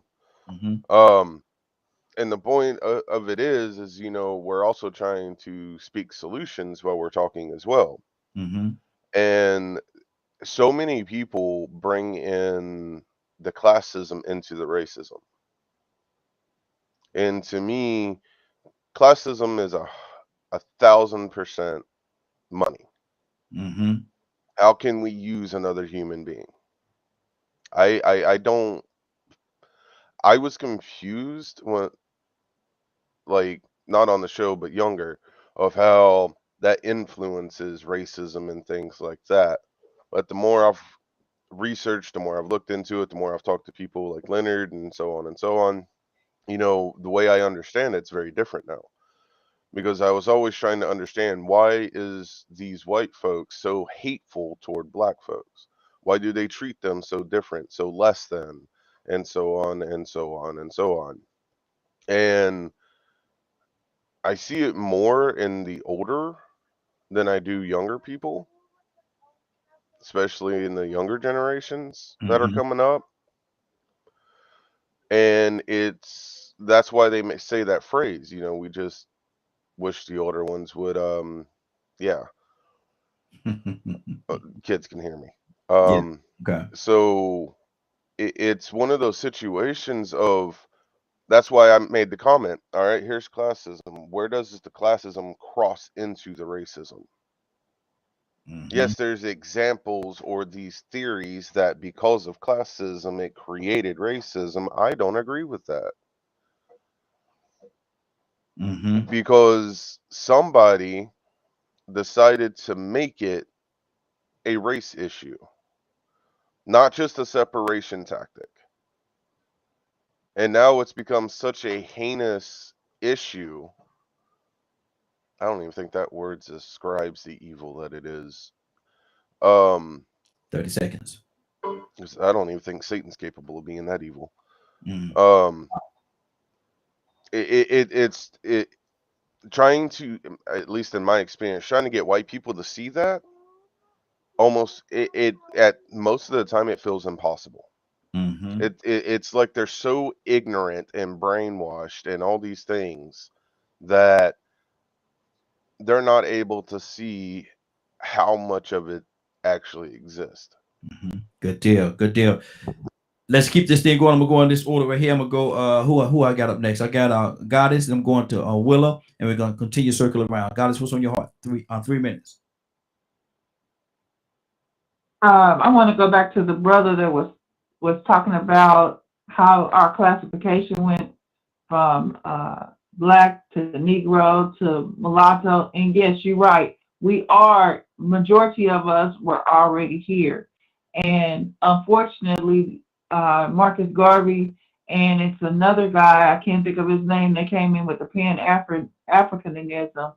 And so they were all affiliated with that classification. That's right. I can't think of his name, but it's a black guy who came up with that information to classify us as black mulatto, and then it became a law. The white man took it and ran with it and made it a law. Because if you say that if you're Indian and you say that you're black, if you're Indian and you say that you're Indian, then you're gonna go to jail or be prosecuted or something of that sort, or how it went. Correct me if I'm wrong, but so people were putting mulatto. Then they went, if you start saying mulatto, then you're gonna go in there and we're gonna get you, and so you must state that you're black. Because I went through my history and I seen the changes from Indian to mulatto to black. It was just crazy. And so, I mean, that's where we stand, because they even took off African American. Really, I mean, they got black, white, other, and all that now. You're right. That's on my lifetime. So yes. I think if you read the Constitution, and a lot of people keep going back and forth, and you know, this is kind of what I was upset about Barack Obama. You can pass the gay rights, you can pass all the rights, but you never did remove us out of the 1/3 being human because we were black. So if you couldn't correct that, that's the main thing that should have been corrected. If anything. And you know, so I can't praise the man other than the fact that he looked good in the White House and he gave some of our black kids hope. That's the only thing I can say for him that he really done for our community. 30 seconds. I can't say no more than that. Okay. Okay. That's all I got to say. Good deal. Good deal. Willa, what's on your heart, sis? And let's get back to systematic racism. Let's go. We only got 30 minutes, so we need to talk about solutions and what we need to do, because we've dedicated a large part of the show, got sidetracked a couple of times, but now we're back to systematic racism. So let's talk about solutions. What do we need to do? Willa? Well, Raheem, I was going to say, I guess a lot of people on the show that's listening and saying, why do we always talk about this same topic all the time? And I was going to put it out there like, you know, how does the system always try to distract other cultures from seeing how we as Black people see right through it? They'll change the requirements on the applications or the requirements on what the system says that we need to have in order to get a certain something. And then they'll put Bobo as the individual to submit the application to us, looking at it as a distraction that you don't see the change of the racism that they have changed in the system on how they make it hard for us to do something. So that's why we talk about it. We talk about it because we're just trying to bring awareness of things that need to be changed, because it has been distracted so long through the system that it's hidden. But we can see it clearly. Absolutely. So that's why we talk about it. Because I know somebody said, why do Black people always bring up color? And it's always an issue. Just because when it's not affecting you, you don't have a problem with it. And that's what's on my heart. All right. My thing is this right here. Somebody just came in. Okay, there you go. My thing is this right here. If I come to say if I go to Leonard on Monday and I say, man, my right foot hurt, man. We talk about it a little bit, go on about our business. Come back the next day, Tuesday. Man, my right foot sure is hurting, man. We talk about it a little bit, go on about our business. For the rest of that week, every day, all the way up until Friday, I come to him, I say, man, my right foot is killing me, man. And we talk about it a little bit, go on about our business. Is it going to come a point in the time where one of us is going to look at my right foot and find out what's going on? Because if I keep talking about it, evidently something is going on with my right foot. Evidently something is wrong with my right foot. We're talking today about systematic racism, and to your point, well, if we keep talking about it, evidently there's something is going on with my right foot with this situation. Now, if we look at my right foot and find out there's something stuck in my foot that needs to come out, because and every time I walk on, it's pushing it further and further into my foot. That's a problem. That's a problem. Systematic racism is a problem, and we're talking about it over and over again because of the fact that it's a problem. If it wasn't a problem, we wouldn't talk about it. Rico, talk to me, brother. That's correct. If it wasn't an issue that existed, then it wouldn't be an issue. The thing is, man, is we're trying to answer a lot of the questions of the ills that not only affect this country, but affect our community. We have questions from within our community that even people from the outside have, like, why do Black people behave in such ways? Or why do those kids act out? Why they rapping and making music about killing each other and glorifying it and disrespecting those children's moms? And it comes back to systemic racism, the system. Well, you ask, how does that apply? Because those children have a choice to not make music like that.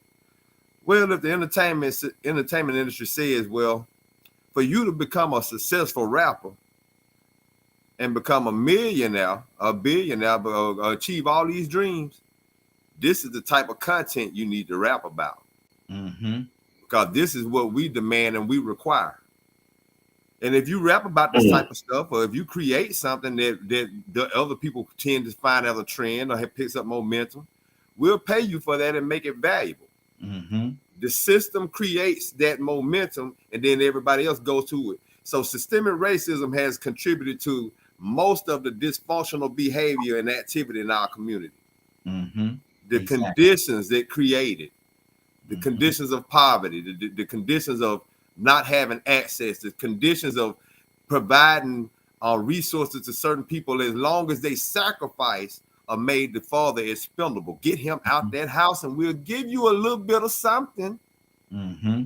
Wow. Oh, it's okay to do something strange for a piece of change. You want to take your clothes off? Well, come on, we just gonna make y'all acceptable now. We're gonna make y'all strippers cool. We're gonna make you dope dealers cool. We're gonna make y'all celebrities. We're gonna make you famous, and we're gonna make y'all economically viable. You're gonna become an option. Because all these other options, we're gonna try our best to make sure that we create obstacles to keep you from getting to them. That's the system that exists. Anti-Black racism, white supremacy. So, you know, we trying to get to a point where we understand what systemic racism actually does impact every piece of our people activity, even when it comes to religion and politics, law, education, economics, sex, love, war, you name it. 30 seconds. It affects us. Mm-hmm. And the minute everybody else realize it, even we realize it, then we won't sound like black conservatives, like Paul said, because it does, some things we say does come off as black conservatism. Good deal. And Good deal. it dismisses systemic racism and the conditions that's created by it. Absolutely. Absolutely. Mr. Hicks. Yes, sir. Yes, I want to talk right now. I want to talk. We got about 20. We got a little bit over 20 minutes. And I want to talk about solutions. How can we get to a solution? How can we collectively come together? Is it something that we have to do, or should we look outward for other people to help us as well in curing this ill that is systematic racism?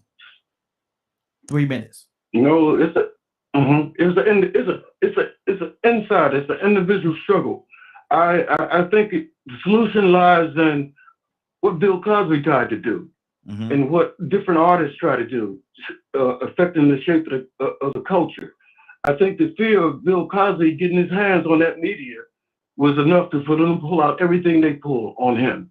Just because he was a guy that believed, you know, he talked verbally about slagging your pants, about the discipline, about the culture, and he was an enemy of their whole plan.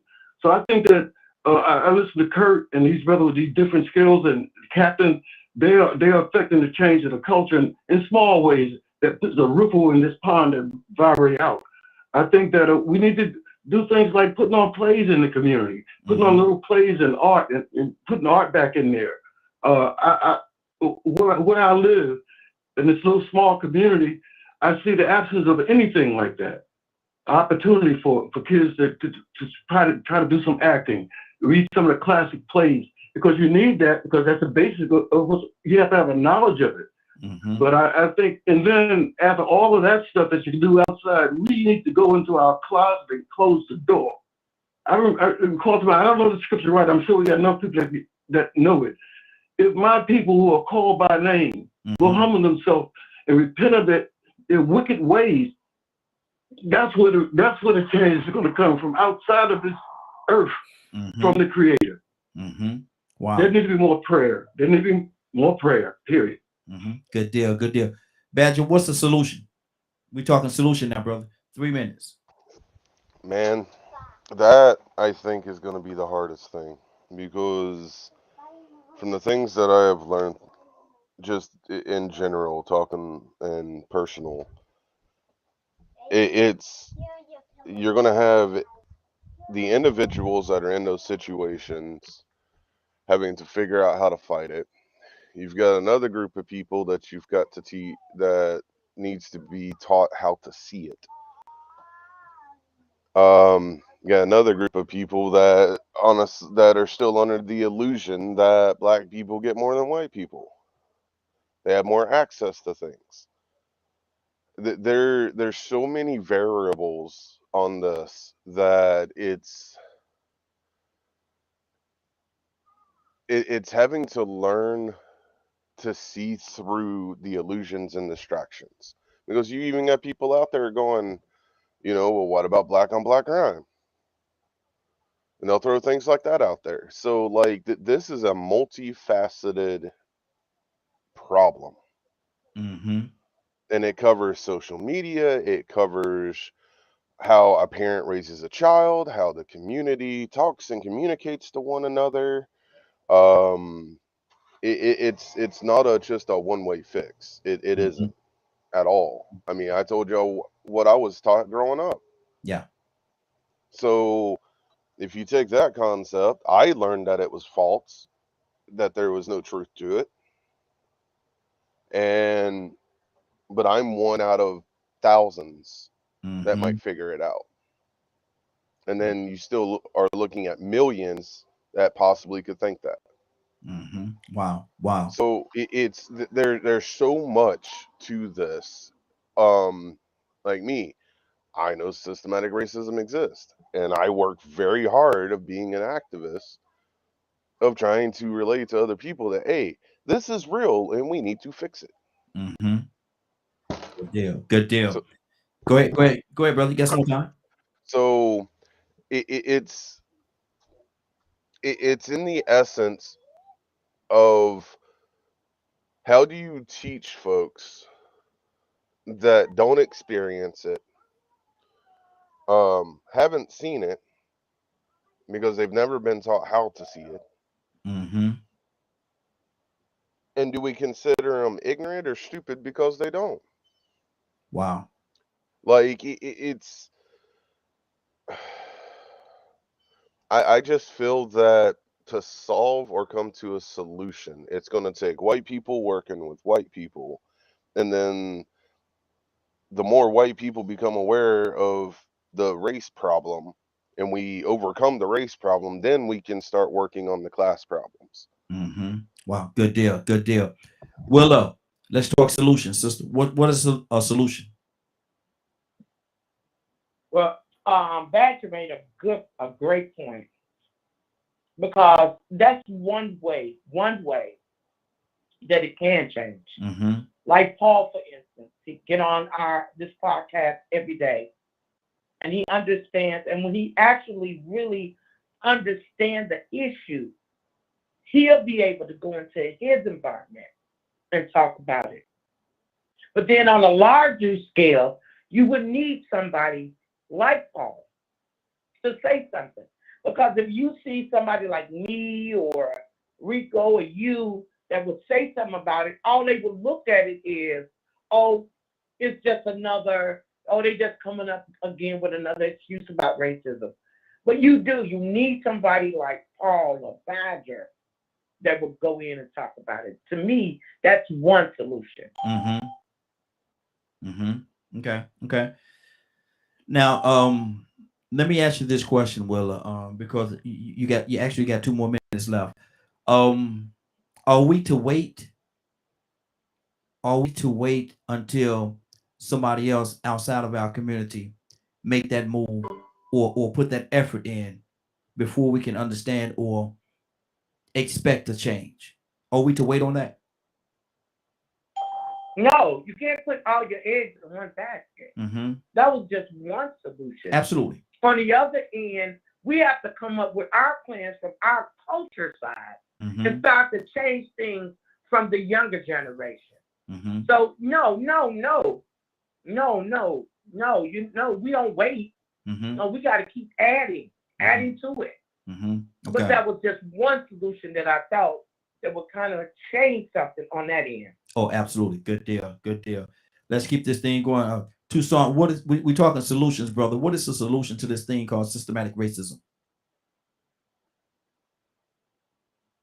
We're waiting for somebody else to give you what, and I'm not saying nobody is. But we can't wait for somebody else to give us justice or whatever we're looking for. You take the James Brown approach. You open the door, I see it myself. I mean, it's just, I'm kind of like, I think Leonard said, I don't do the we thing. Because if we wait on we ain't gonna do nothing. So individually, you start with you and your family, and you make a difference. Yeah, that's good. And I don't let nobody treat nobody. You can not gonna talk to me any kind of way, and you're not gonna treat me any kind of way. There's things that are already in place for you to overcome some of these situations. I just treat everybody the same way, and then I expect everybody to treat me a certain way, and that's it. They have no options. Period. I don't care what time they have. So I'm careful, and then I tell my children the same thing. Don't look down when you're talking to a man. You got to be kidding me. Exactly. Exactly. So anyway, it begins it's an individual choice. Good deal. Good deal. I'm just saying. Paul, what's on your heart, brother? Good morning. So like a solution, like I've had this discussion with conservatives, white conservatives, and people I would even consider white supremacists, and they say it's over. They say systemic racism is over. We have laws that protect marginalized people. And my response is always, well, the damage is there. Damage has been done. The systems are infected with the debris left over from, all the hundreds of years of white supremacy, et cetera. And beyond that, it's like systems are made of people, right? So police departments are made of individuals. Some of those people are in white supremacist gangs. Companies are made out of individuals. Same thing. Every organization is made out of people. So the solution, in my mind, is like there's going to be no solution until we win the hearts and minds of people to realize that we're all human beings. There's no difference, and we need to, we need to respect each other. We need equal opportunity, equal rights. We need to redress the harms that have been done in the past. So that's my feeling on it. About Tariq Nasheed, look, I think the guy is bad. I think he's bad. Some people like him. Okay, that's fine. I think he promotes sexism. I think he promotes ideas that are harmful to women. I think he promotes homophobia. I think he promotes racism. And I think some of the things he says are absolutely false. He promoted the idea that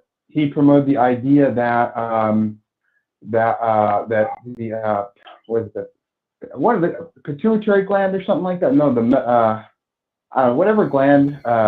Pituitary. You're right. Yeah, he was saying like that makes black people superior, and it wasn't even the right gland. It wasn't even the right gland. He's promoting information that's just patently false. 30 seconds. That's it. Okay. Good deal. Leonard? So I mean, I feel like we got to win. We have to win. We have to. Part of the problem is we have to defeat internalized racism, as everyone has just said, so eloquently before. There's a lot of self-hate in the black community and the brown community. Yeah. People who don't think they're good enough. Paul, we got to fight that. Paul, okay, Paul, you're 3 minutes up, brother. Hold on. You ain't got to hang up. Hold on for a second. I got to keep it rotating. I was going to go to Leonard, but let me go to Goddess. Goddess, what's on your heart, sis? I don't know if he was referring to me. I don't know if he was talking about the pineal gland. Is that what the gland you was talking about, sir? Yes. Okay.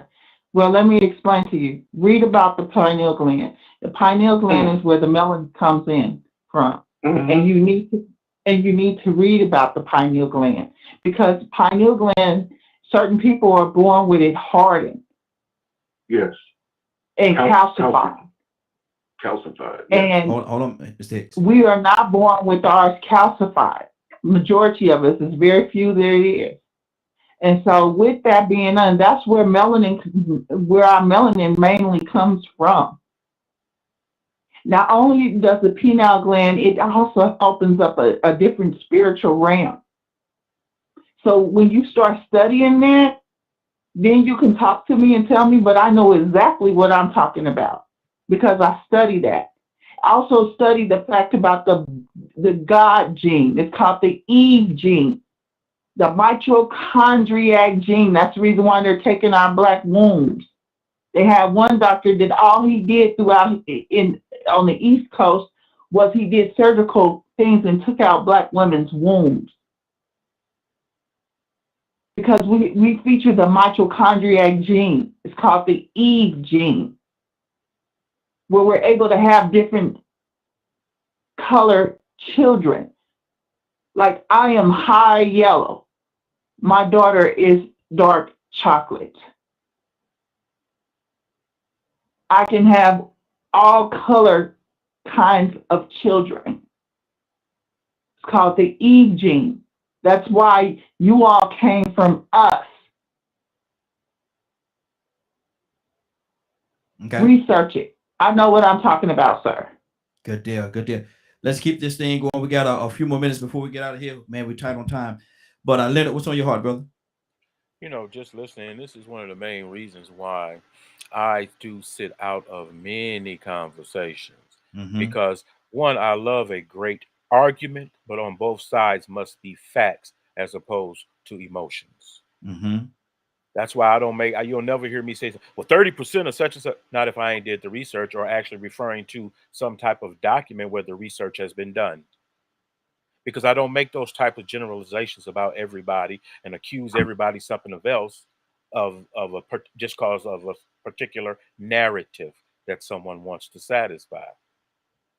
The notion that you are not doing this is where, like, say, for instance, we have a conversation about a problem we have today, and then somebody want to go back 500 years ago. They really don't have nothing to do with why you at where you did it. It has nothing to do with it. Critical race theory is what explains systemic racism. This is why they don't want it taught. So if you want to stop a lot of systemic racism, you have to look at critical race theory to see how it became embedded in our system. Remove racism from our system, and it's one of the best things going on this planet. Removing racism. Another thing, you don't correct the Constitution. You amend the Constitution so it proves a record and it shows you the changes of what has happened.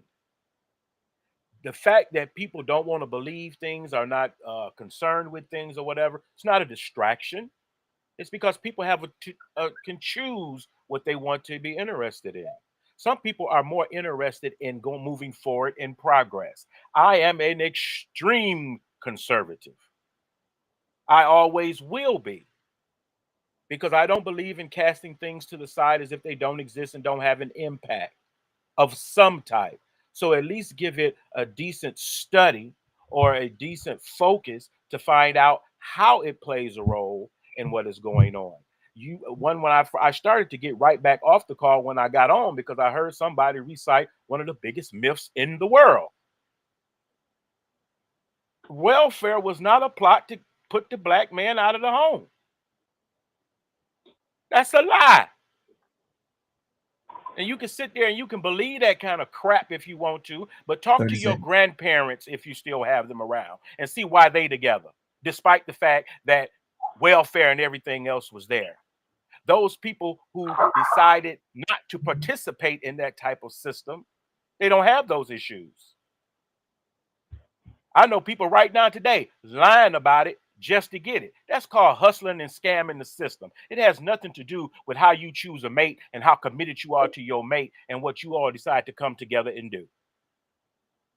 You know, the first thing, I hear some people, Willie Lynch. Why give your destiny to some white farmer? You think some white farmer was smart enough to determine your entire destiny? Mm-hmm. You just might be inferior for that type of thinking. Wow. Good deal. Got to keep it moving, Leonard. Got to keep it moving. Curtis, what's on your heart, brother?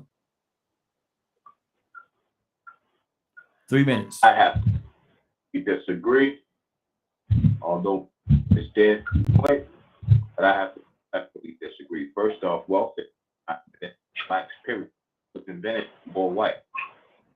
Time when blacks couldn't even get welfare, couldn't draw welfare, was not even deemed appropriate to be given welfare.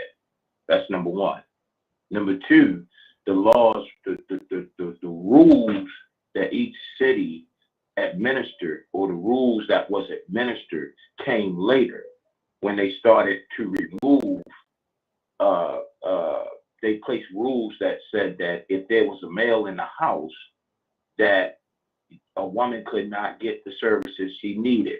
How do I know that? Because I was a product of that. One of the rules was placed in the Maryland Constitution, in the Baltimore City constitutional amendments, or whatever you want to call them.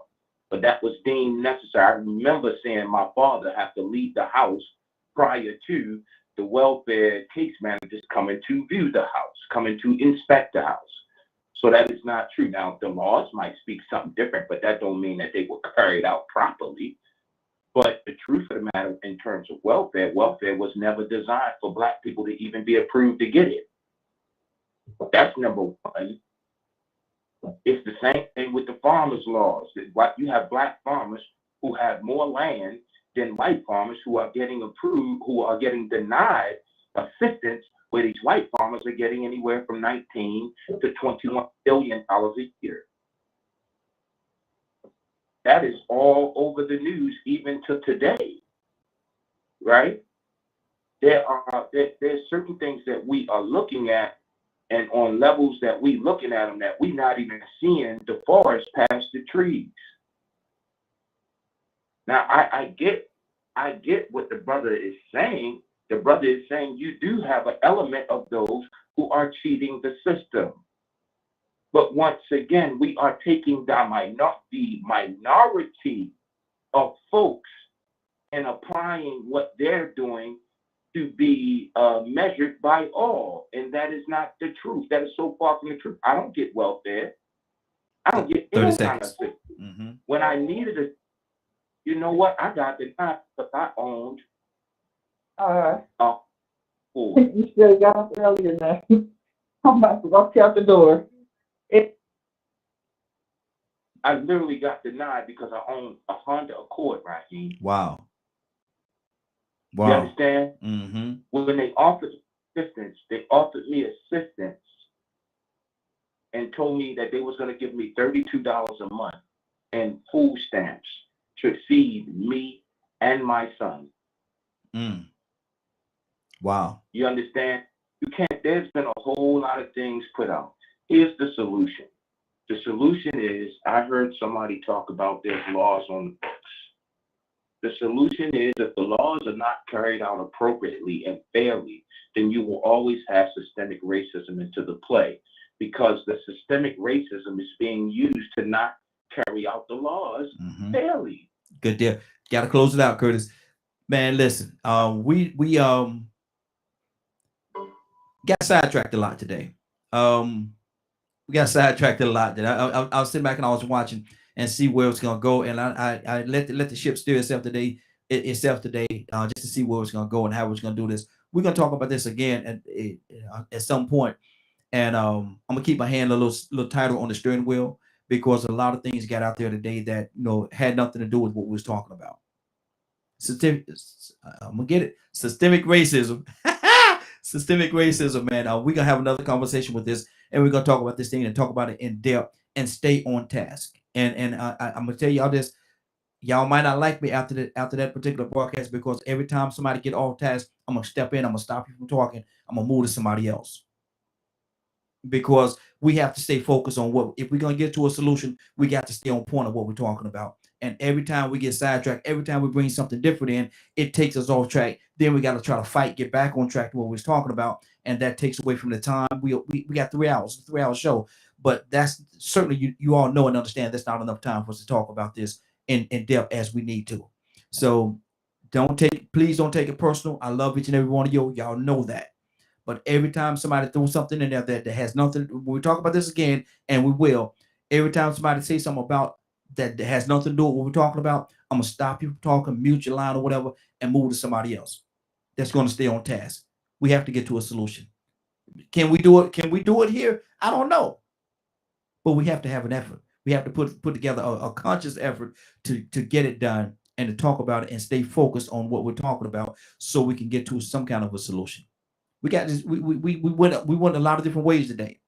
We did not stay on task. We did not. And a part of that, I take responsibility. A part of that is my fault, because I allowed it to happen. But next time I won't. Okay, Rico, what's going on at 3 o'clock today, sir? If you missed today's broadcast and would like to hear us see the rebroadcast in its entirety, you can tune in at 3 p.m. Eastern Standard Time on www.dklmediagroup.com.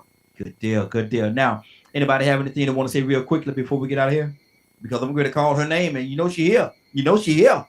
Hey, you asked a question about a solution. I want to say, first off, acknowledge that systemic racism is this.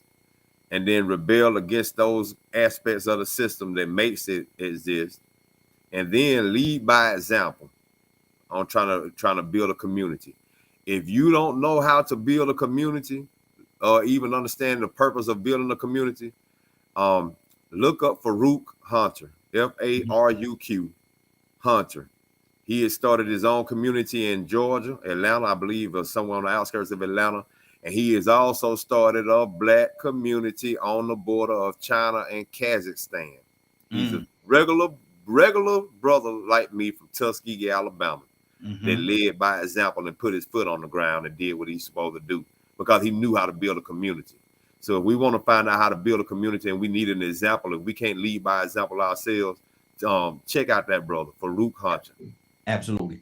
Anybody else have anything? We're going to call her name and you know she's ready. I believe she's ready. Hold on. Is she here? Whoa! Yeah, I'm here, Ronnie. No, I was a little worried about you now. I called your name, you ain't answer. Let me do it again. Whoa! Come on, Raheem, let's go. Are you ready? Raheem? Yes. I am so ready. Well, you know what? See the word of God. Well, you know what, Willa? You know what? Let's go. Let's go, Raheem. Let's go. Let's go to the throne of grace this morning with boldness, with expectation. Father, we thank you so much for allowing us to get up, commune one to another, being on one accord this morning. Father, we just thank you, Lord. Father, we thank you, Lord, for being our Alpha and our Omega. Father, we're asking for change. And we're asking you to lead us in the right direction. Father, we believe that you would do it. We believe that you orchestrate and plan those things in our lives. So, Father, we're asking you to allow the Holy Spirit to dwell in each and every last one, that they'll come back with a praise report because they know it was only you that allowed them to do it. Father, we thank you so much for being a keeper, for being a comforter, for being a healer. Father, we thank you for the power that you bestow on each and every last one of us. Father, keep Raheem safe, Lord. Regulate his mind. Give us some direction, some guidance, some wisdom, and some understanding. We thank you for this show, Lord. We thank you for allowing us to be on one accord together each and every day. We thank you, Lord. Hallelujah.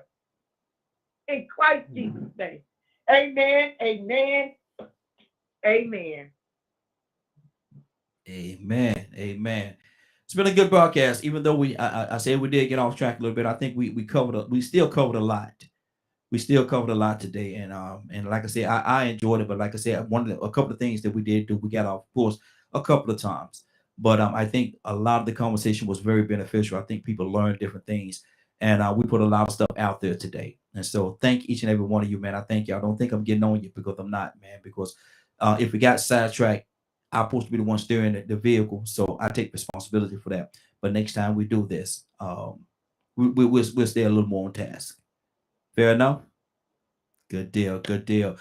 All right. It is now 10:09. I want to thank everybody for joining us. And more than that, I want to thank you for allowing DK and Media Group and Associates and the Morning Glow for being a part of your morning. It is now 10:09. You're about to exit the Morning Glow. But before you go, I want you to do me two favors, if you will. One, I want you to continue to pray for us because we're certainly praying for each and every one of you. Number two, why this is real simple. I want you to go out there, find somebody, and give them a hug because you never know. It could be the only hug that they get, or it could very well be their last. Love you, and ain't nothing you can do about it. Have a great day and a better tomorrow. And then we shine some of this light on you for the Morning Glow. Take it out there into this wicked and cruel world that we live in, and let your light so shine. If you get an opportunity, give somebody some love.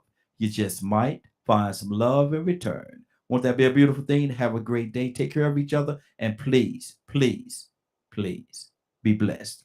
See you in the morning. God say the same. Have a great evening. Love ya.